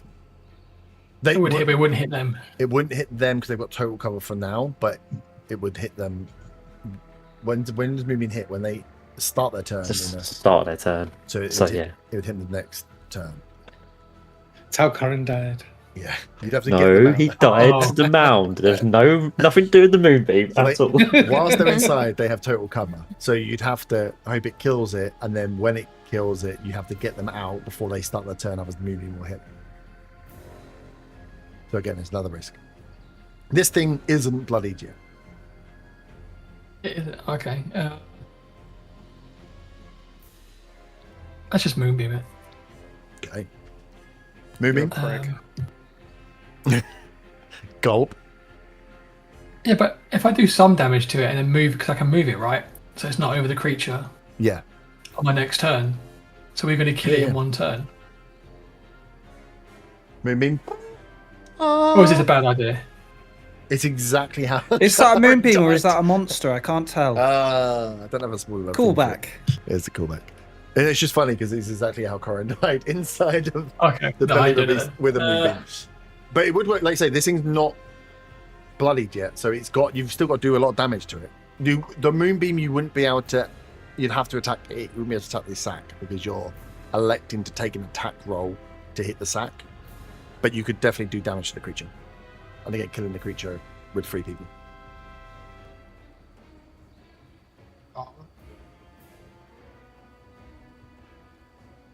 Do it. Go for 1. Like, because no, but I'm not attacking the sack. No, I'm attacking the. You'll be attacking the creature, yeah. Anything that's a save won't come off the sack damage. It'll only come off the creature's damage. Oh yeah, I did that then. Okay. All right, I'm just gonna hit it with my hammer Okay. with the sack. Hit him in the sack. That is a 24 to hit. It's going to hit. Do damage. Remember to add your 1d8. 6 damage and then 1d8 on top.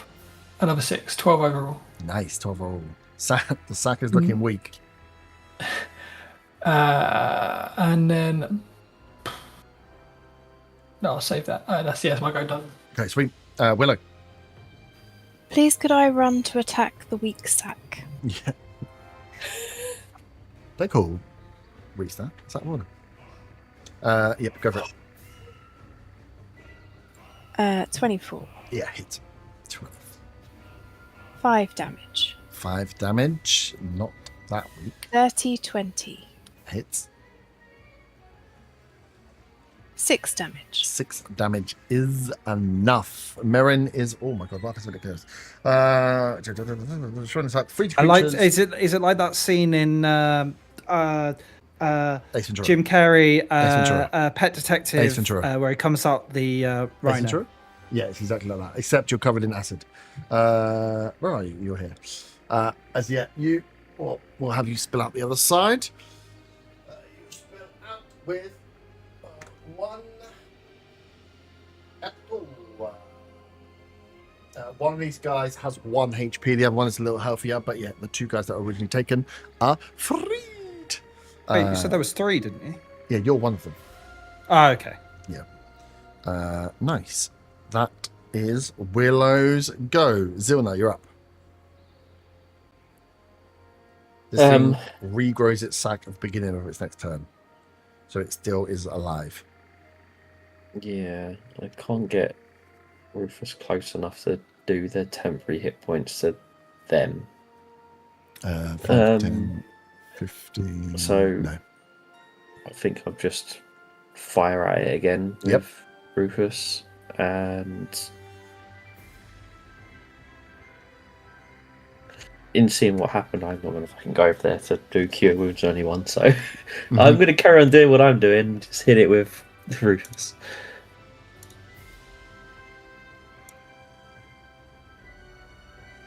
That's a 19 to hit. 19 hits. That is 16 force damage. Oof, nice. 16 force damage. Do you know what? I'll pull out my crossbow and just fire at it then, actually, instead. Might as well have not done that, because that's a 10. 10 does not hit. I think that is just bloodied as well. Zilna, Merrin, you're up. You've been released from the beast. I will stand up because I'm no doubt prone Yes, you are in indeed a prone. vial of nastiness. Nasty acid. Yum, yum, yum. Yum, yum, yum. Is there anything around me? Anything other than 2 people on the floor? No. It's a bush and a Sound. big monster. Monster. wait? The monster's still alive. Yeah. It's actually Oh, that was shit. killed. Oh, okay. Well, Yeah. I to be fair, no, my cats don't have sex either, and they're still alive. Okay. Bonus action, get my sword back. Yep. Melee attack. Yep. For my first attack, I'm going to green flame blade with the sword, and it's in the area, so we'll roll Yep. that with advantage. That's 23 to hit. That hits. Damn, Right. so if you attack inside Preacher's thing, you always are inside dim light. That's pretty cool. Oh, that's a cheeky little thing. Right. So that is 10 psychic Yep. and 3 fire, Nice. and then I'll do a bog standard attack, Yep. which is 26 to Yep. hit, which is also 3d8, Oof. which is 16 psychic. Nice. Good chunks. Still live, but good chunks. Nice. Merrin is chopping away vines on the opposite side to everybody else. Segment away. The mound on its go will grow back. You would tell me its if it was immune to psychic damage. yes, if it was immune to psychic Okay. damage. Its sack is immune to psychic damage, funny enough, but it's not. Okay. Doesn't recharge its engulf, which is lucky for you all. It's going to take 2 vine lash attacks. You, Merrin, have just fucked it up. So unfortunately, one of them have come towards you. That is a 17. That Yes. misses, right? Other one is going to... Who ran in and just attacked it after? Willow did. Willow, that one is... Oh my god, again, a 17. Nope. Okay, that's its go. Back round to the top. Gimba. Gimba, cost Preacher, Willow. It's got its sack back now, hasn't It's it? got its sack back, but no one's inside its sack, so there is Yeah, no need and I was to just attack gonna. it. I wanted to punch the hole where its sack was, but I'll just punch it in the face. It's regrowing. As you look, you see its sack regrows. 24 to Yep. hit. Fucking hell. 8 force damage. Yep. Second axe only 12. 12 misses. 13 is the AC. And I use my bonus action to third. With 21 to hit. Yep. And 11 force damage. Nice. Big hit. Still standing. That's me done. Costs. This thing is holding on. Yes. Attack. It's pretty surrounded, isn't it? It is quite surrounded. You do have a nice sight line through to it, though. But yeah, it is massively surrounded. Yeah, let's just firebolt it again. That did quite good damage, to be honest. That would be a 16. 16 hits. And it was 2d10s again, plus 3.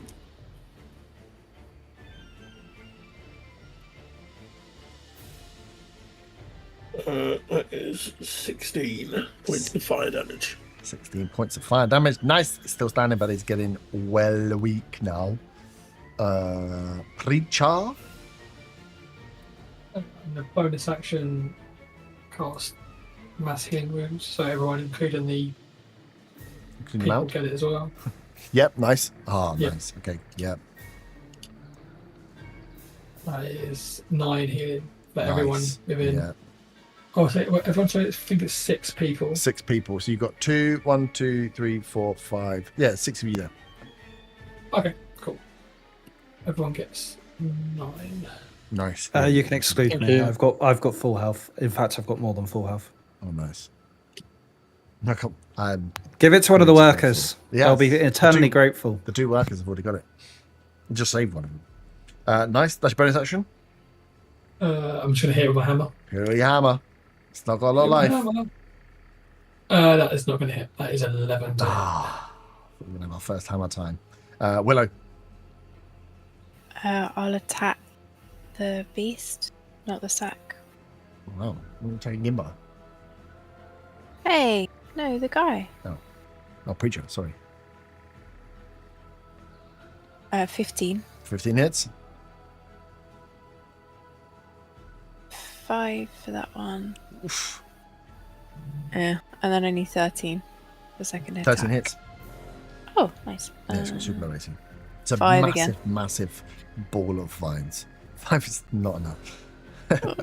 I'm trying. Zilna. This thing just needs to be hit. Rufus will fire off at it and hopefully hits.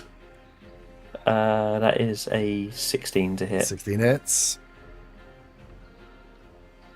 And that is 11 force damage. Is enough as the force damage fires in and obliterates the mound of vines, destroying it as it falls to the ground. Its sack has already been emptied, and as this creature slumps and just dissipates into dead plant matter. You look around. The frogs that had attacked you are long gone now. I think the closest one to you will be about 150 foot away, and they have gone deep into the swampland now. But you did kill 2 of the larger frogs, 1 of the smaller ones. And as you survey the carts, it isn't looking good. 1 has been wheels burnt with acid, 1 was tipped over and damaged, 1 was just damaged from being rammed. 1 of them has been broken, so it's going to need to be fixed before it can go again, as well as losing 2 horses. It's going to slow you down on the last part of this journey in. But you have survived. You managed to keep all the workers alive, which is good. So it was only horses that were taken out. So whilst you might be slow to arrive to your destination, you will at least be coming with full complement. But there are clearly creatures that do not want you to get there. And we will find out maybe more about them next time. So we ran a little bit late, but we did decide to beat up a sack. So we will pick Could that I up. quickly put Rufus away before? Yep. Yeah, so all the workers them. would have all been moving south to be on the south side of the road. So they would have seen a lot of what went on, but you can grab them and put them away. Yeah, and then just be tending to the carts. Mm-hmm. Yeah, there's going to be. We'll pick up all that next time. As you can survey what has happened, there'll be chances to do any checks and bits you want to do on bodies that are around, but we'll pick that all up next time because we've already overrun. And on the end of that fight, that is a level up as well. Congratulations, you're level 8. Woohoo! Good work. So we'll get level up done, we'll get the Bastion stuff done between, and we'll be back next week to find out or to deal with the aftermath of the convoy being a little bit fucked up. Good work. GG's. Ta-da. Oh, no.